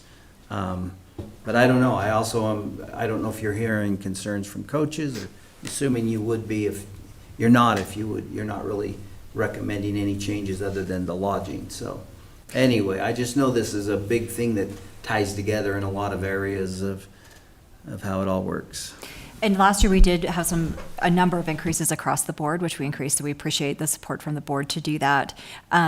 It's a little tricky looking even at like cost of living increase to maybe do that percentage because of the small amount, and that gets tricky to have a true percentage. So, our thought, working with the business administrator in the past and Jacob coming in new, is that every 2 years we would do that cost of living increase, looking at 2 years, and then that would be I think would be easier to do with how small these amounts are. So this year, while we may not have recommended anything, I think I appreciate you bringing that up, Board Member Nielsen, because as we look at next year, we're going to be asking for 2 years cost of living increase on this schedule. Because, as the cost of living goes up, the expenses continue to go up similarly for our programs. Right, and you did mention whether any coaches, and not necessarily a coach, but one of the reasons that you'll see the inclusion of having sixth graders pay for extracurricular activities is because we were made aware of the situation that there are a significant number of sixth graders at our middle school here in Blanding that participate in the cross-country program, and up to this point they hadn't been charged fees for that, and so that was one thing that they did address a little bit of a concern on their program for that, and so that's one thing that Superintendent and I sat down and discussed, and we felt that was an appropriate decision to make for them. And I would like to just make sure I add to my comment, coaches and advisors. It's more than just Sure. our athletes. So. Yeah. But I think the other thing I would add, just to make the board aware of, is we're working through this with our secondary principals and our middle school principal. With the fee waiver legislation that came out, is that we have to guarantee a free pathway to education. So that would be that they can go all the way through our education system without paying any fees for their required coursework. So we are, instead of adjusting maybe the fee schedule, looking at per school what that might look like if there's one particular course that they could offer as that credit and not charge any fees for that particular cohort as they go through, because we've got to have that free pathway. It doesn't mean a student can't choose with their parent to choose other classes and pay the fees, but there has to be that free pathway. So as we're working through some of those, we again in secondary breakout we had some conversations about what that might look like. It is possible that we would look at adding, if needed, reviewing the supplies, which we've already been doing, and that funding to say, if we're going to have a free pathway, will there be any additional expenses for some of these fine arts that are required? Or can we make a pathway that includes maybe a CTE fine arts course or something else that wouldn't have a fee to it? So if we need to compensate some of that, that may come back to the board in the budget at the end of the year. I can't see that it would be a significant cost. I think we can make it work with a minimal cost, but as we're digging through that will come back, not to affect the schedule, but just saying there may be times where they can't charge the fee because that's the course that they're offering as the free pathway, if that makes sense. yeah, my question I have is, so if a fee waiver student chooses to take one of the other courses, are you implying that So that it wouldn't has be nothing, free? it has nothing to do with fee waiver. So any student, whether they're fee waiver eligible or not, must have a free pathway to graduation. All right, so you're talking, okay. Some academic classes have course fees, so Yeah. there has to be And another really- Kind of option talking that non-fee doesn't waiver have. student. Yeah. Just any student Any whatsoever, student. yeah. Any Yeah. But to a fee waiver student, They're going to choose whatever. Yeah. it's not, Yeah. it really doesn't apply. Yeah.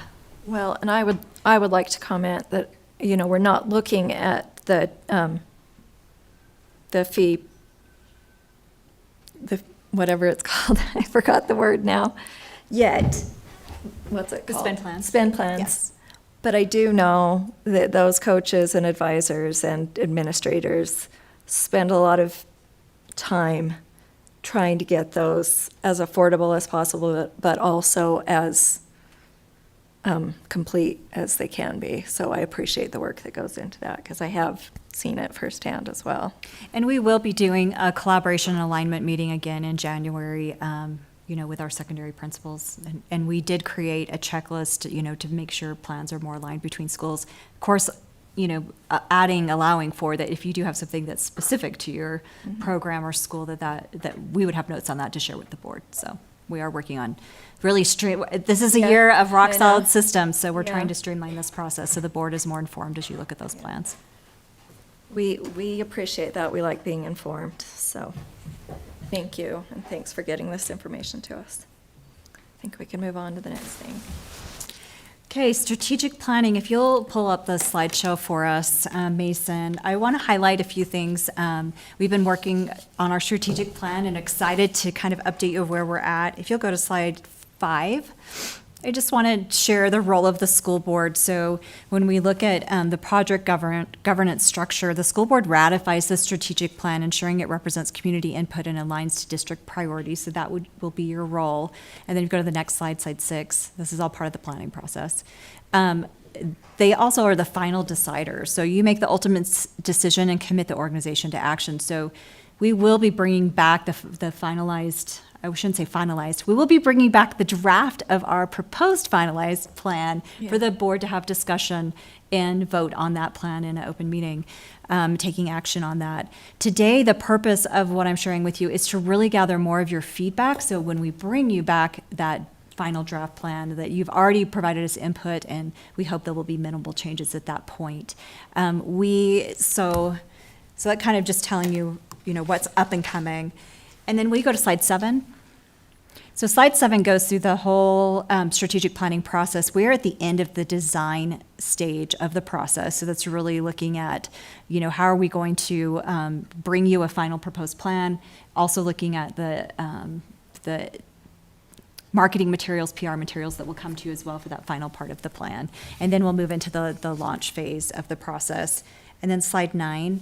I want to highlight, just to remind you, the data that we collected as part of this process. So 589 students, parents, guardians, community members, staff members, and administrators completed the survey. And then we had 10 focus groups in our schools to gather additional feedback from students, staff, and parents. And this data is the data we brought back to our team to be able to create what this outcome is. We had a couple of different teams involved with this. So we have our design team, which was made of some district administrators. It was a smaller team that ran the whole process with Educational Elements, our consultant. And then we had our larger strategic planning team that came together, which we had a board member on that, and that included teachers and parents and students and representing all of our stakeholder groups. And they really worked through what the pillars would be and then what the initiatives that align with the pillars are that we're going to review today. And then if you go to slide 10. So we have 2 pillars. One is the Unite and Engage, and you've seen these before. We've had a discussion about these. And one is Educate and Empower. You can see kind of what those pillars are defined at here. So what we've done from here is we are dividing implementation and into the 2 pillars. So we have now moved from our design team, which is still wrapping up, to having 2 implementation teams. So we determined that it would be best to have 2 co-leads to lead these teams because we're all very busy as district administrators. So our co-leads for these initiatives is Jeff Wingett and Gina Grover will be our Educate and Empower co-leads. And then Brenda Whitehorse and LT Erickson will be our Unite and Engage co-leads. So they will help lead those implementation teams for the next several years as we implement our strategic plan. We also have looked very closely at how do we better align the strategic plan and what we're doing there with the current systems and processes that we already have within the school district. So thinking about implementation from a 90-day plan, creating SMART goals that are more short-term to align with our larger-term initiatives. So when you see these initiatives we're about to go over, remember this is a broader initiative view that was created by the larger team, but we will still have SMART goals that go with these initiatives that will be for a shorter term, if that makes sense. And again, just a reminder, we won't try to do all of these at the same time. So you're thinking a 5-year time period, so that we are not going to come in and try to overwhelm everyone, and we want this to be successful implementation. We have contracted with Educational Elements for year 1 of our implementation to help design the implementation process and start the implementation, so they will be continued to coach us, and particularly our co-leads in our team and the implementation process, as well as providing us with a research-based survey that will align with our strategic plan as well. If you want to go to the next slide for us, Mason. I think we're on 11, right? Okay, so looking at the pillar Unite and Engage, these are the 4 items that would go with that were determined by the team. So this is what I'd really like to get some feedback from our school board on. So the first one is streamline district and school communications to ensure they are timely, transparent, and responsive to the needs of our students, families, staff, and community members. Deepen parent and family engagement through culturally sustaining and evidence-based engagement menus, and provide strategies tailored to diverse family needs. Third is to recognize and celebrate the unique cultures, achievements, and contributions throughout our district, schools, classrooms, and communities to increase a sense of belonging and connection. 4 is to increase meaningful stakeholder input by creating regular and accessible opportunities for students, families, staff, and community members to share feedback used to shape school and district decisions. So this really came from the data in our discussions, and as part of that larger team, they came up with some very specific things that they would like to see, but they kind of fall under these bigger umbrellas, which would allow for this pillar team to come together, which will be made up of a variety of stakeholders on that team, to say, if we're going to implement this larger initiative, what SMART goals would we set from that? What would that actually look like in practice? What training would be necessary? What implementation? So I can share some of the things that we've talked about already is having some improvements to our school district website and redesigning our website. We're up for a redesign with the company that we contract with to make it more user-friendly for parents. So that's just one example of things that came from this committee. So there's a lot of other specific, things we'll dig into with these teams, but I think it's what we need from the board to say, do you feel like that, do you have any feedback on these particular initiatives, thinking about the needs of our stakeholders in our communities? This is data-driven decisions that we've made. And again, it will come back to some more specific initiatives, which will come back to the board. Our thought is, when you think about what was shared in the training with the effective handbook that was shared last month, is really aligning the board with the work of the district in how we improve outcomes for students. And the strategic plan is the instrument that allows us to all be aligned from a broader perspective than down to these very specific SMART goals that would be aligned, that we bring back to the board and update the board on a regular basis. So this one is the Unite and Engage. It has more to do with stakeholders, communication, and parents. And while you're thinking about it, you don't have to say anything now. I have some prompting questions to guide you if you haven't thought of anything yet. Let's go on to the second pillar. If you go to the next page. So this is our Educate and Empower pillar, and so I'll just read these as well. So implement district-wide academic goal setting and college and career readiness planning and exploration for every student in collaboration with their families and educators. And yes, we do have some of this going on already, but there are some specific ideas of what this might look like to improve this process. Embed opportunities for students to contribute to their communities through a cross-curricular project to deepen student engagement and real-world application of skills. Utilize data-informed instructional practices, choice in learning, and real-world application to inspire student curiosity and engagement in their learning. And enhance the physical and social environments of our schools to ensure all students feel safe, respected, and valued. So a lot of this work also aligns with the work that we're looking at of how do we better engage our high school students in the high school experience. We know we have a high early graduation rate, so it's looking at what other opportunities are available as part of that high school experience and graduation experience. It also aligns with our new NYCP grants, looking at work-based learning initiatives, and some of the work that we will be able to do through that long-term grant with NYCP. Obviously, we've had a lot of focus on CTE and the great work that the CTE department has been doing, so that aligns with a number of these initiatives as well, just to kind of give you some idea of what the conversations have been with that strategic planning group. So if we go to the next slide, these are our discussion prompts, but you can discuss anything, but this is where we'd really like some board input on those particular initiatives on slide 11 and 12. So what resonates with you about the strategic plan component or components? What questions do you have about the strategic plan component? that was developed?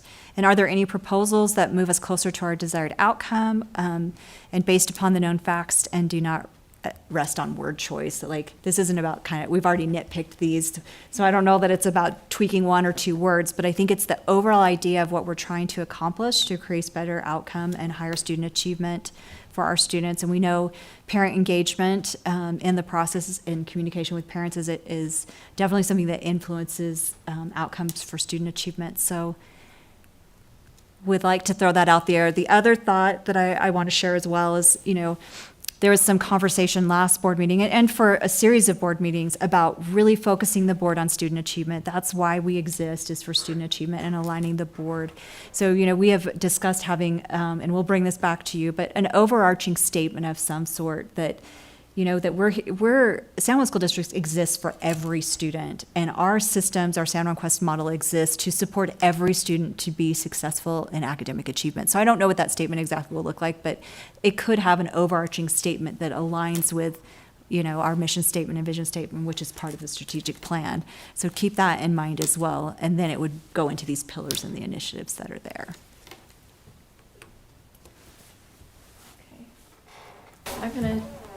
I have lots of opinions, but I'm going to let somebody else speak for a minute. I don't want to be one of those people that overly enables everyone and does the work for them. So I'm going to give you your 45 seconds or whatever else. I have always lots of questions, so it's you three that. Well, I would start, and I'll just say, it resonates with me. I really like this work. I value it. I think it's exciting. I like a lot of groundwork's been done to get us started. I do have questions of what the next steps will look like, and you kind of explained them. I'm excited about that. I like the fact that, we'll get more into SMART goals. I'd like to see SMART goals. I think that, of course, they're SMART goals for a reason, but they also have timelines, and they have those who are accountable that will report back and by what time. I'd like to see us look at those things. I'd like the board to be, I'm excited that we can be highly involved in that, and we can start to analyze our board meetings to say, is our time being allocated? We've kind of followed a board agenda that's a culture that we've done for a long time. I can attest to that for years, and it's evolved some and changed some, but maybe it's time we really look again at where's our time being spent, and is it going to really help this work go forward? Because by everything we learn in good board training, this is the work that can make the most difference for academic learning in our schools and support our staff. So anyway, those are my thoughts. I'm excited about it. I think we can, as a board, play a critical role and look at how we do our business, and I'm excited to see those next steps. And we can jump in right now and still take more discussion. If you'll go to slide 16, we do have our implementation steps of what will happen next. So you can see that we'll do planning and alignment over 3 months, and this kind of tells you what will happen during that phase. And then we'll move into the implement and fidelity phase, which is another 3 months. And I won't go through all of the details on here just for sake of time. And then effectiveness, and then impact. So you can see there's 4 phases that will be coming up over the next year and what those will look like. So just to answer that question. All right, go ahead. Oh, Don. yeah, I was just gonna say, this might answer my question. Benchmarks, how are we gonna track how we're progressing towards these goals? That's a great question. And you can see that in the plan and align phase, we're going to take the goals and do a roadmap for the project and really looking at, what is that going to look like? And then in the implementation phase, we develop metrics. So at that point is how we will benchmark that. So while plan and align, we'll kind of map that out on a timeline. And then in the implementation phase, we'll have that fidelity to what those SMART goals are and what will be the metrics that we'll use to measure those SMART goals. And those updates will come to the board as we move that forward. Okay. So that's your progress monitoring, clear expectations of what that looks like. I had a question as to unite and engage.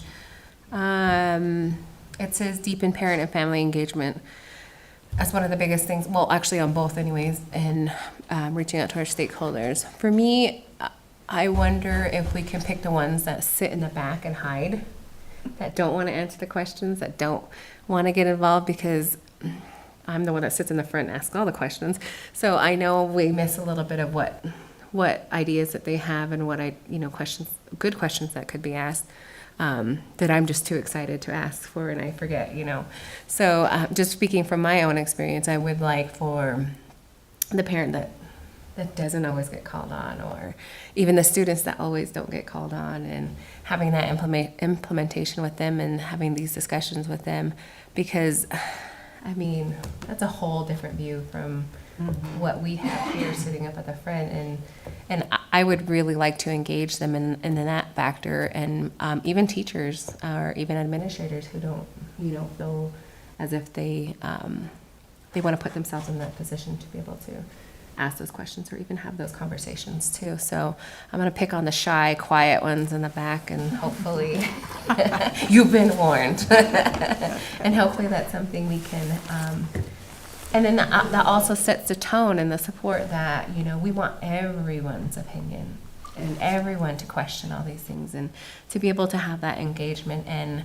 I know that's always one of my biggest things, or my biggest things that I want is for people to be engaged. That's why I'm like, okay, come on, everybody, we need to talk, we need to discuss, we need to brainstorm, we need to problem as well as solution, have problem and solution goals, and have these discussions, because I don't know about you guys, but I'm tired, I'm like, what other questions can I ask, or, how can we go about this in another perspective and another way, but also, I think, to Ron's point, as a board, I think it would be nice to have some data behind us too.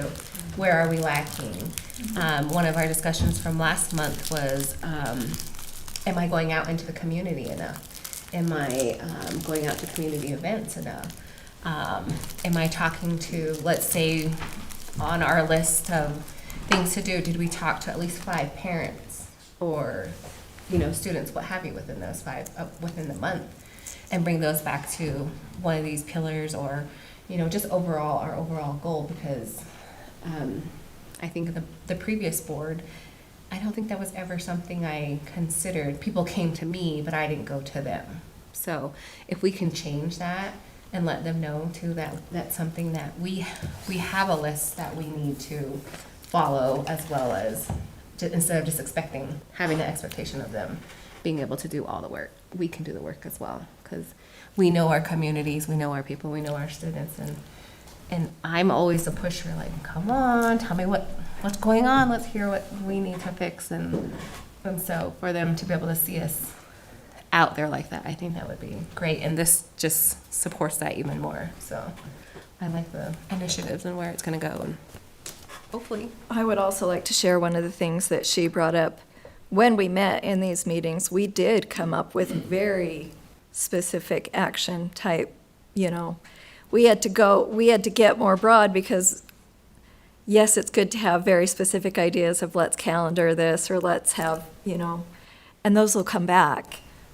But we really did need to simplify it into a statement that will lead to the actual, SMART goals. And so all of these things that we're, how is this going to be implemented, have already been actively discussed. So it's exciting because the people involved, including the people surveyed, have shared ideas of what they want that to look like. So it's not like we're just coming up with something out of thin air. There has been engagement related to what our community, education, community, parents, everybody, what we want. And so it's not like we're just coming up with things and saying, now do it. So I'm excited for that aspect of it too, so thank you. Yeah, this is exciting to see us, shifting towards being very specific in what we're working towards for student achievement with the support of the board. And, I appreciate the comments about this may change what the board agenda looks like. We often talk about, and you'll hear this a lot probably from me over the next year, but lag and lead measures. So a lag measure is a measure that's, happening late. So it's lagging behind. It takes a long time to get that measure. So you're thinking about like our RISE data is a lag measure, Aspire Plus, ACT, those are all lag measures. And we update you on that, but it's such it's once a year data, right? So we're really looking at lead measures. And as we think about the strategic plan and what we talk about in board meeting, we really want to look at those lead measures. And even with our principal meeting presentation, that may be something the board wants to adjust to say, how are we ensuring that when a principal's presenting, that they're presenting lead measures based upon what is in their 90-day plan, what's happening. And they do. I'm not saying that they don't, but I'm saying we could even, streamline a number of these processes that we have, because I feel like a lot of the times what we're presenting to the board is the lag measures and not the lead measures that are happening while we're moving forward towards these SMART goals.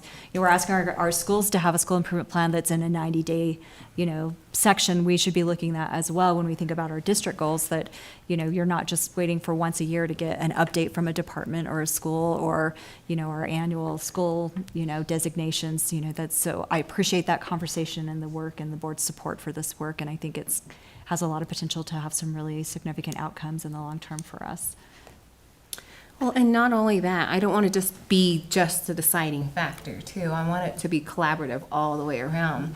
Even though I sit here at the board, making the ultimate decision, as it says here, I want to also be an input factor as well as a recommend factor, because as we know, one head's better than, or many heads are better than one. So, that for me makes it look more, I'm involved. They see that we're involved and that the support is all the way from the bottom to the top as well. So that's probably the thing I like the most about the decision-making layers and being able to have that available to us.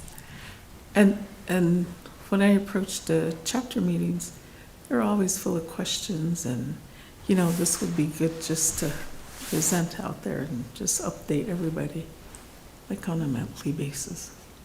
And And to all the stakeholders. just wondering, as we had the principals here,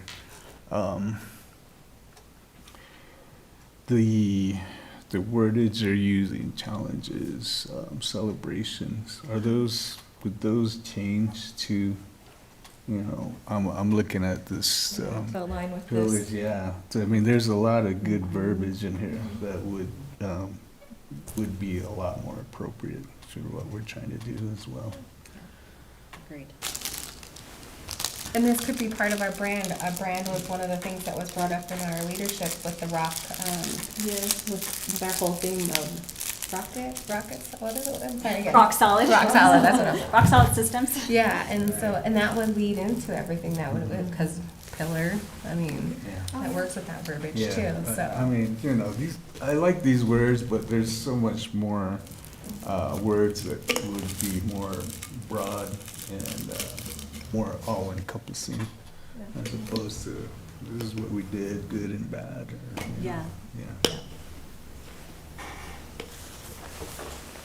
Okay, did anybody have anything else, or ready to move on to the next? And you'll be implementing this in January, correct? So we'll come back with a plan either January or February for the board's final approval for the initiatives and pillars. And then some of the PR material, we're working with them on creating a PR material that can go on our website and a pamphlet. It's still evolving, but if we had something that we disagreed with, that would be now or when that's presented to us would be the time to kind of, but I think we're mostly, it's looking positive, so thank you. Great, thank you so much. All right, Jacob, we'll give you a minute. You want me to go ahead before the break here then? Yeah, let's talk about Absolutely. Yeah, would you just pull up that elementary PowerPoint school there? and then the capital stuff. All right, and you can just go ahead to slide 4 there. And you're going to want to mute this after pressing the video here, but.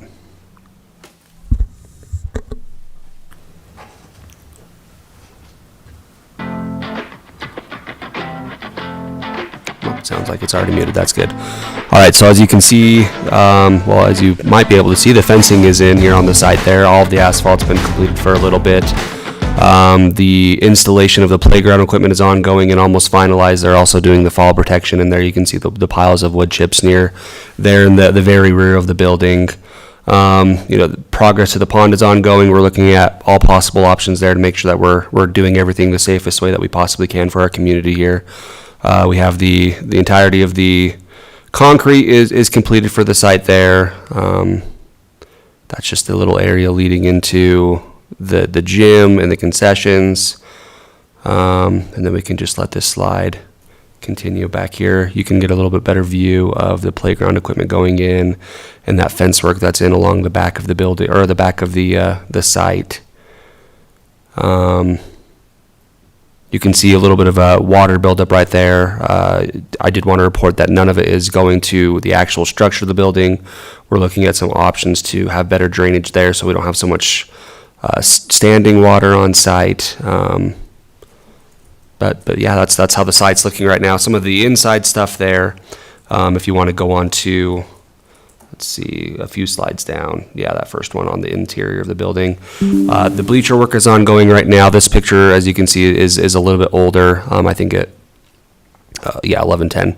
So the bleachers at this point are nearing completion. They're just finalizing those. What you won't see in some of these pictures, there is some heat to the building now. They officially have the heat going on. This picture shows that the LVT flooring is in all of the wings, A, B, C, and A, B, and C wing. Each of the flooring has a different design. This is one of the designs that you can see here. This is an Area C corridor. The LVT throughout the entire school is about 60% completed at this point. The carpeting throughout the building is completed. The doors and the hardware for the entirety of the building are nearing completion with a few little touch-ups that need to be done. And again, the playground equipment is in and fall protection is going in as well. And you can just see if you ever want to take a closer look at the timeline there, we're still sitting ahead of schedule. We're doing really well.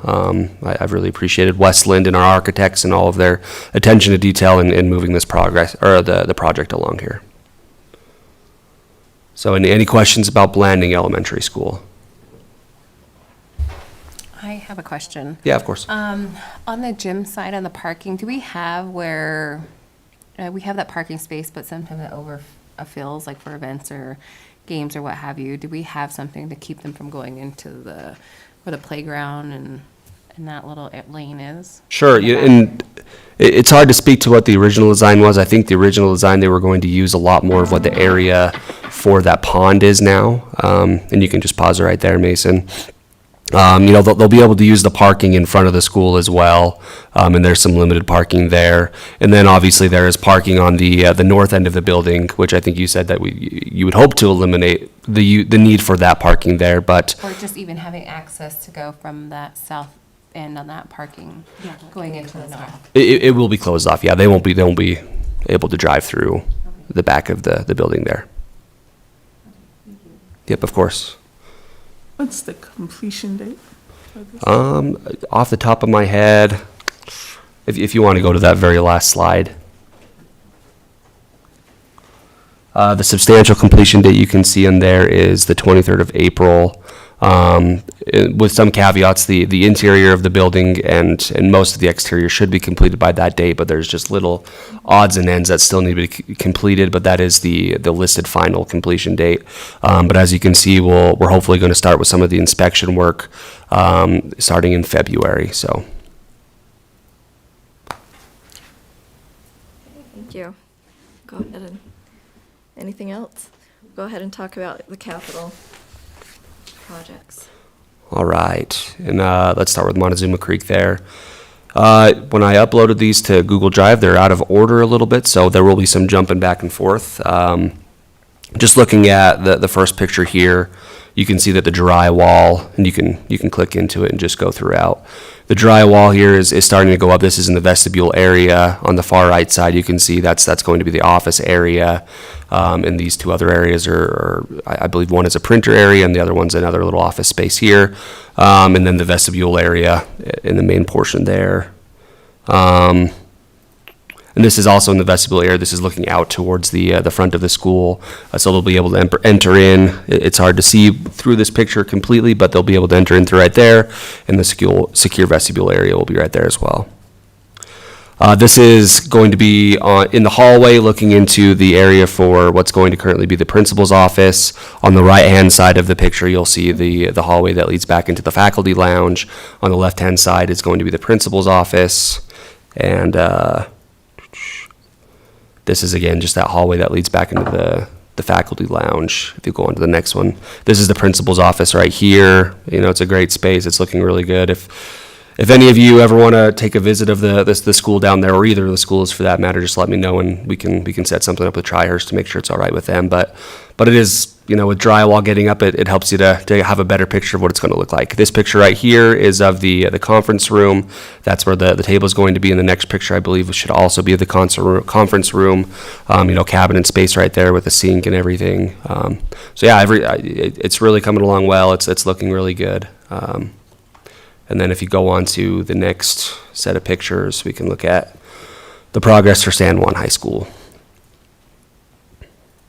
So these pictures are a little bit old. If you drove by today, you would see some of the framework going on the left-hand side of the building there. But as you can see in this picture, though, steelwork is ongoing, and they're progressing really well with a lot of the steelwork there on the exterior of the building. Going on to the interior of the building, this is the concurrent enrollment room, where some people know them as the old band rooms. You know, the wall work and the ceiling work is ongoing in here, making it a lot more modern and updated and a little bit more accessible for our concurrent enrollment students. The next picture is the room just on the far east side, also one of the old band rooms there. So the work is ongoing there as well. And then just before I moved on to the design portion for Monticello High School and for Albert R. Lyman, are there any questions about either of these schools and the progress there? All right, seeing none, just as a quick update for the design process for Monticello High School and Albert R. Lyman Middle School. We recently had our 90% completion meeting with the architects and the design crew. We should be ready to present the designs at the February meeting, and at that point beginning the procurement process, and hopefully being able to make decisions in the March meeting. And work will start on that when again? Just after the completion of the school year. Preferably, we prefer to have it as close to the end of the school year as possible. That way we can minimize having to go into the 26-27 school year. We just like to minimize disruptions as much as possible. So hopefully being able to use as much of that summer period as possible. And just to reiterate, we haven't had much disruption with Montezuma Creek Elementary or San Juan. You know, obviously there's going to be the sound issue. You know, it's an active construction site. You know, our crews, we ask them every time we meet up, just how's that going? Have you had any complaints? I think they do their absolute best to make sure that those disruptions are minimal, but I haven't heard anything substantial as far as the disruptions go for classroom or anything like that.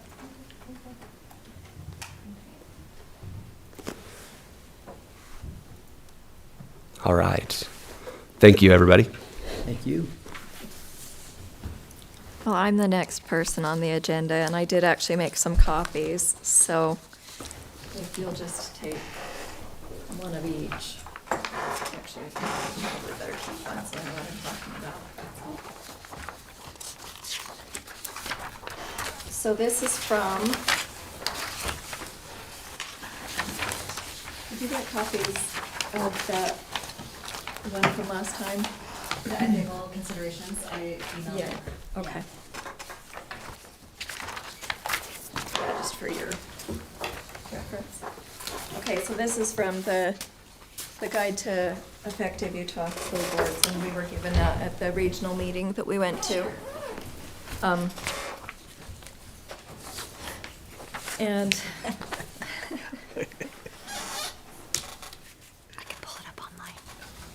the thing that I wanted to focus on this is just that second paragraph after all these bullet points, where it says to fulfill his or her responsibilities to the students and taxpayers, each school board member must work for the welfare of all the children in the district and base decisions on what is best for the entire community. So yes, as board members, we represent the one student, but we also represent all students. and the community. And so in trying to serve that one individual student, we have to make sure that we're doing what's best for everyone. And the law emphasizes that each school board is a body corporate with the powers and constraints of a governmental entity. Utah Code states an elective member of a local board serves and represents the residents of the local school board member's district, and that service and representation may not be restricted or impaired by the local school board's membership on or obligations to the local school board. So what do you guys think that means? I just had to ask because as I read, the first part was important to me. The second part, I'm like, what does that mean, restricted or impaired?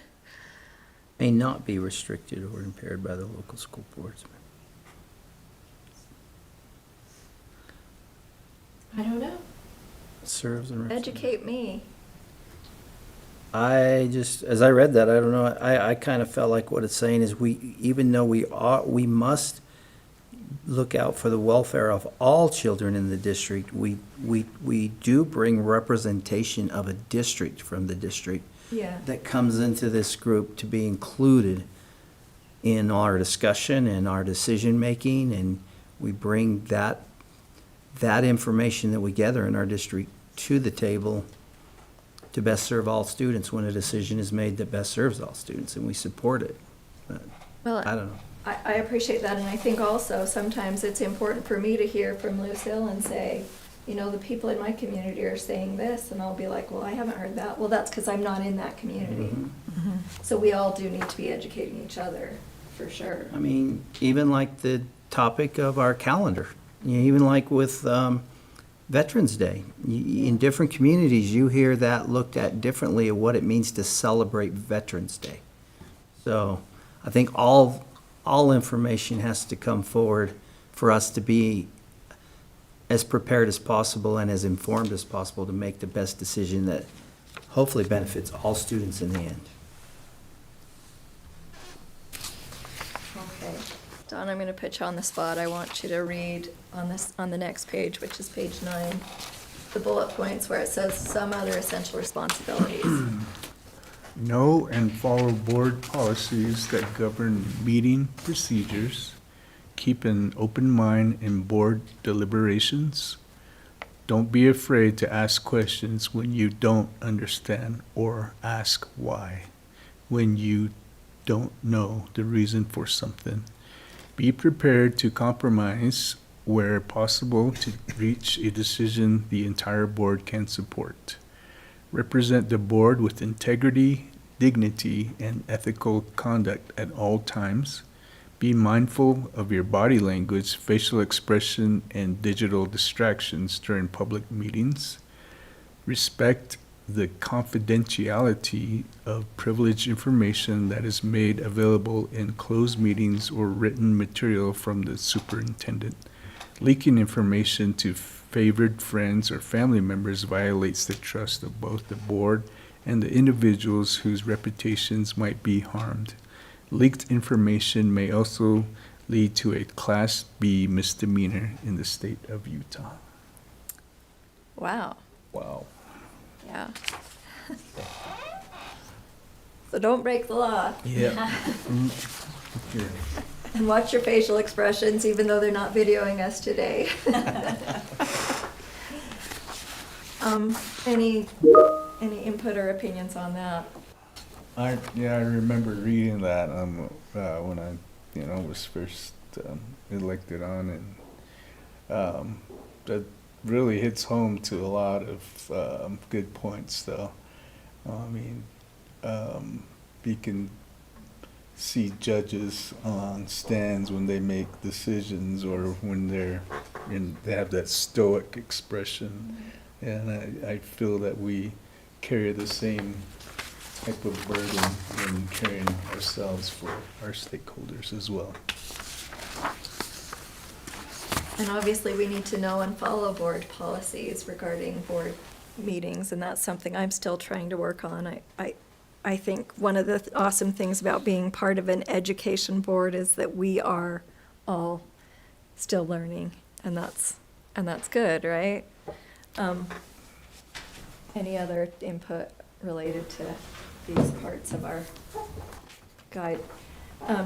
Dr. Fitzgerald was reminding me, there's a website, Effective Boards, is it .org or .com? I think it's .com. I can share it in the update to the board. Yeah, so she'll share that with us, and just, yeah, again, any ways that we can make sure that we're doing our best part. One thing I remember kind of learning about is that sometimes it's okay to disagree in a board discussion, and sometimes when we vote, 3 people will vote for and 2 people will vote against. But once the decision has been made, what is the stance of the board? If something has been approved 3-2, do you still keep saying, I don't agree with this? No, you don't. No, you don't. You shouldn't. You shouldn't. You shouldn't. Yeah.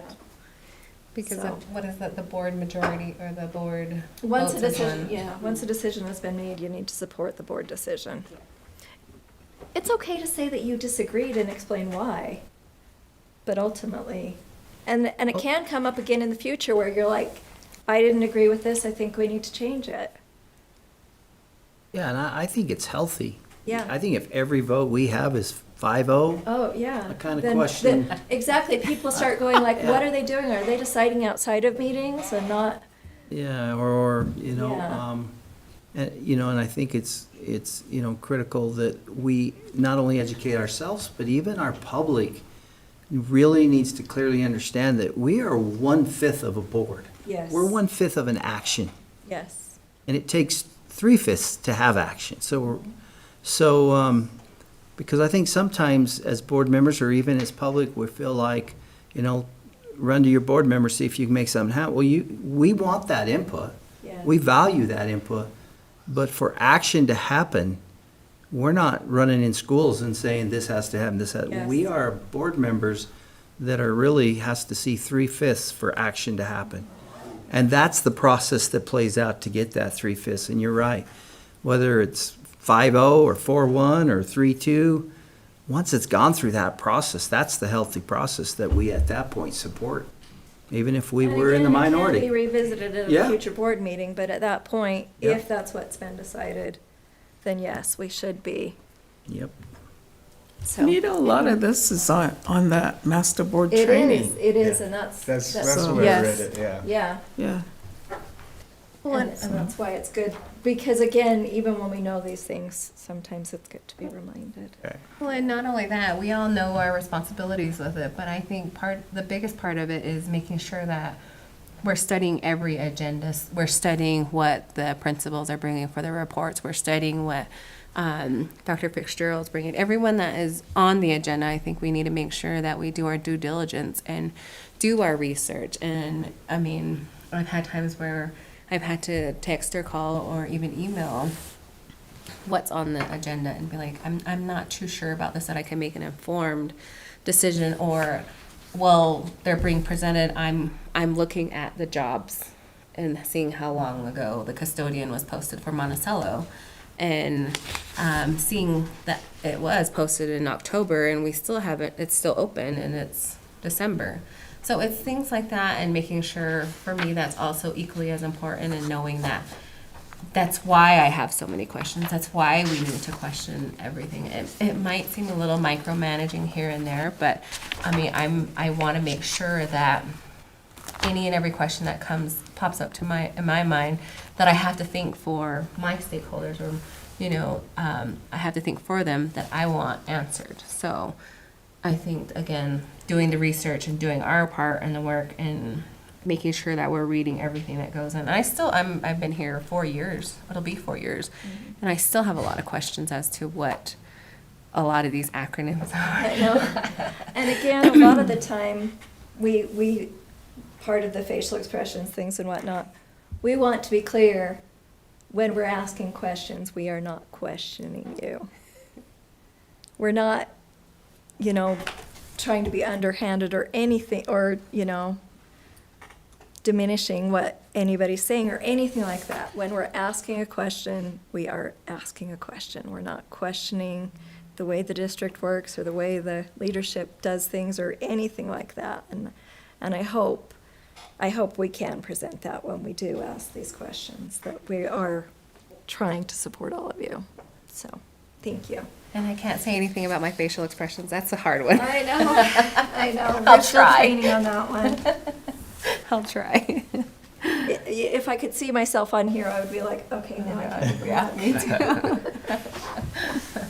So, I think we are ready to adjourn for our break. So, thank you, everybody that has participated. Oh, there we are. Yeah, Watch out see you. for those babies. All right. We'll see you in. I saw him earlier this morning. Will you do this today? Okay, thank you. If she doesn't come, I can take it to her. He was like, so, we got the memo. On the bird, which is funny because I almost wore ones really cute, so I'm really good at all of them. Awesome. Coordinate it. They're not gonna make it. Okay. We'll get it to her. Thank you. Do we She'll have? see. I'll take it. Do we have any public comments? Yvette? Okay.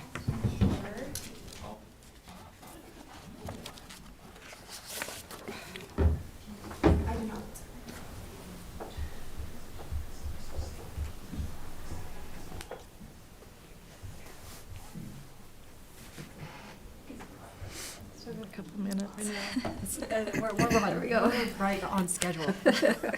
It's been a minute.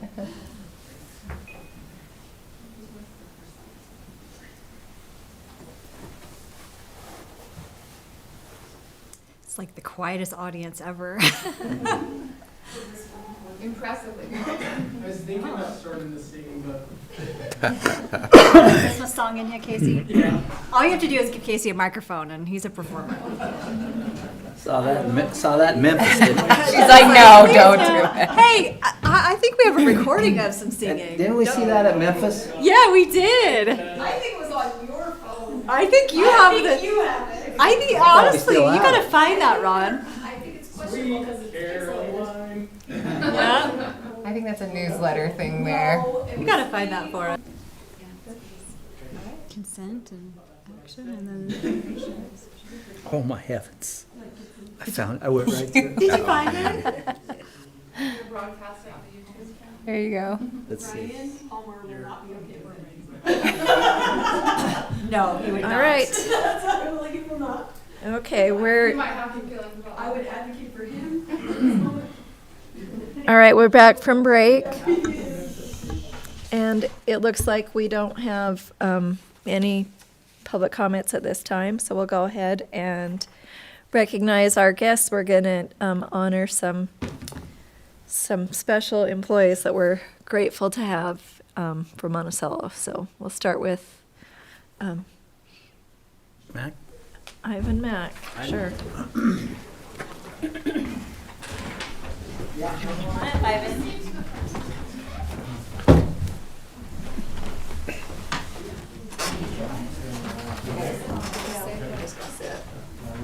And we'll present you with this. Okay. So we've had a couple of nominations for Ivan Mack, Monticello High School faculty. It says Ivan has raised the bar for our school in multiple ways. He consistently maintains a great attitude, and students genuinely enjoy his classroom lessons. Mr. Mack is also a fantastic junior high football coach, boasting an undefeated record since taking the position.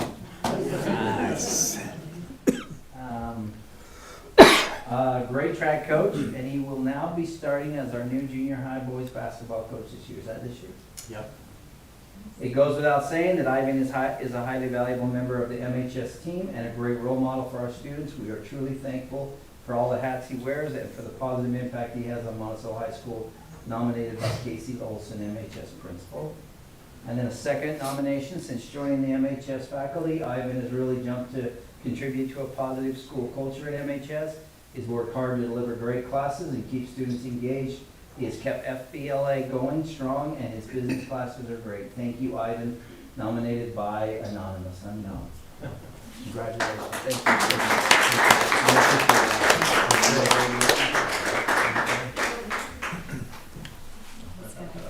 you.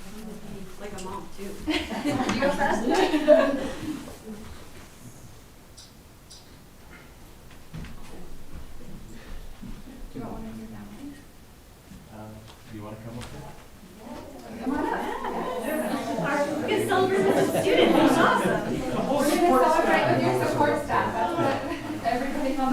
Congratulations.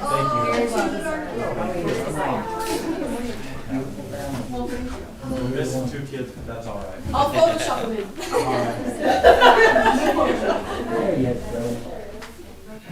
Jenna's gonna go first. Like 7 of them. Beautiful, thank you. That's what it's all about. All right.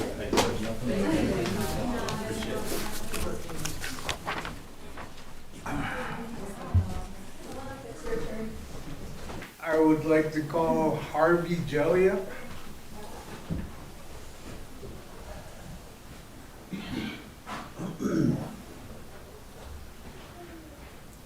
How you doing? Good. Joey? Mr. Joey, well, first of all, congratulations.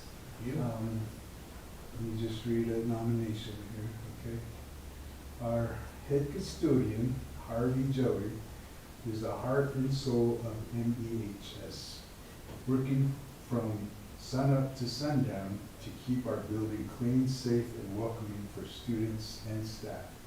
He ensures everything runs smoothly, fixing what's broken, setting up for events, and always being ready to lend a helping hand. His dedication goes beyond just maintaining the school. He creates a positive environment where everyone feels supported. Whether it's a quick repair, cleaning snowy sidewalks, or offering a kind word, his hard work and care make a huge difference in every single day. We are so grateful for all that Harvey does. This is from Jenna.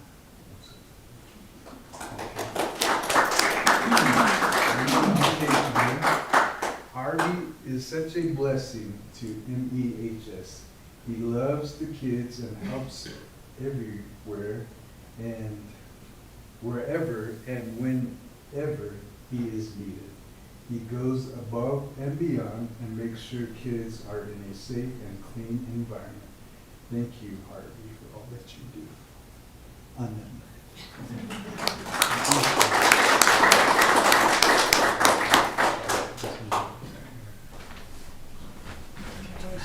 Very well deserved. You can go first.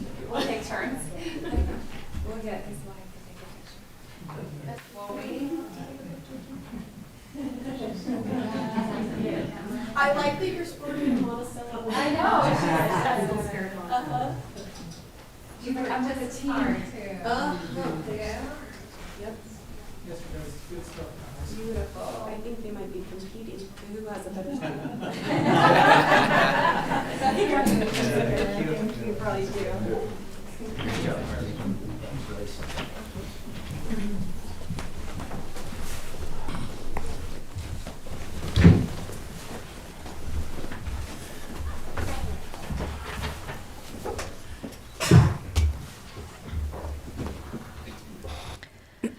Okay, thank you. You're welcome to stay for the rest of the meeting. It's probably going to be pretty short, or you can go at this time. So we appreciate you and all that you've done for our schools.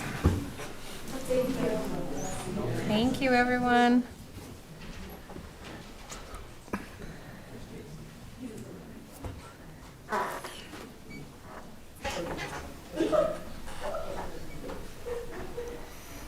Hey, Jeff knew the color code today. I know. Hey, look. I know. I know. Coordinated. I've got it too. I'm just not wearing it at the We moment. missed the mark. We went with the reds You're closer than I am, though. Yeah. And Bright Paul Christmas and red. Laura. Yeah, right. Yeah, I've got. You got blue and red. Yeah. We gotta coordinate for January, guys. Show up at White Horse and There you go. It's all black and gold. Did we lose Lucille? Yeah. She left. Okay. So we'll go ahead and move on to the consent agenda. So I just need a motion. Do we want to recognize that Otis? Oh, yeah, can we at least, yeah, thank you for pointing that out. Yeah, let's at least, even though she's not here, we'd like to recognize our Christmas card student artist. Yeah, so our Christmas card student artist for our Christmas card this year is Peyton Tome, and she's from Monument Valley High School. So we will make sure this gets delivered Yeah, to will her. you go ahead and show those of us so that you are can still see here? her beautiful artwork, and you should be all getting a card in the mail. Oh, nice. Yeah. Love it. And then we have this great art kit for a whole bunch of art supplies for her to continue her. I know, I was like, oh, I wish I was the artist. There's some really fun surprise. fun here. for her and- to do, Yeah. so. There's always next year. We I- appreciate how many, yes, I we have to. our number of entries keep getting more and more, so it's been really exciting to see the great artwork and talent that we have throughout our school district. So we appreciate all of the students and the staff that supports our student artists to be able to submit those. And we'll be opening up submissions again. It's that time of year, right? So, before we approve the consent agenda, were there any comments related to the consent agenda by anyone? No Any comments. discussion related to anything on that? Okay, so, I didn't have anything, No. so I just need a motion. I'll motion to approve the consent agenda. And I will second. Okay, all in favor? Aye. Any Aye. opposed? Okay. Wow. I guess we're just on to the possible action items. So we do have enough here to vote on the school calendar for this upcoming school year. So we're not at this point voting on the additional one that we viewed. I'll make a motion to approve calendar option 1 for the 2026-2027 school year. I will second that. Any discussion related to that? I think we discussed all that. Yeah, I think we Good. discussed Yeah. it, so, all in favor? Aye. Aye. Aye. Okay, I don't think we had anyone opposed, so, let's go ahead and go on to our information items. Okay, our next school board meeting will be January 20th, and it will be held at Whitehorse High School. This is our impact aid hearing that's part of our board meeting, so be aware of that. Winter break will be December 23rd through January 2nd. The first day back will be a teacher workday, so no students will return on January 5th. And then students will return January 6th. And then just remember our USBA conference is coming up, so January 8th through 10th. One other thing I forgot to mention is that we, Jacob, Dr. Fitzgerald and I attended the legislative luncheon yesterday. And it was just really good to meet with other people that have similar goals. I mean, we know what we're trying to do, but, and in some cases, sometimes it feels like a little bit of an uphill battle because we are in a rural area, but it was good to have at least one of our legislators there, listening to our concerns and willing Who to was there? advocate for us. Who was that? Senator Hinkins. Senator Hinkins. And, He's been a friend. yes, and I try to catch Logan whenever I see him and just remind him, and he's pretty good about listening to us too, so. We stress to have parents and stakeholders attend our impact aid meeting. Oh, January, yes. Please. Yeah, Colleen just wants to remind people, and we will continue to do that as individual board members, just to try to encourage people to be part of that process and to add to the comments for the impact aid hearing that's going to be at Whitehorse High School. So, thank you. I think we are adjourned. Thank you. Not quite as fast as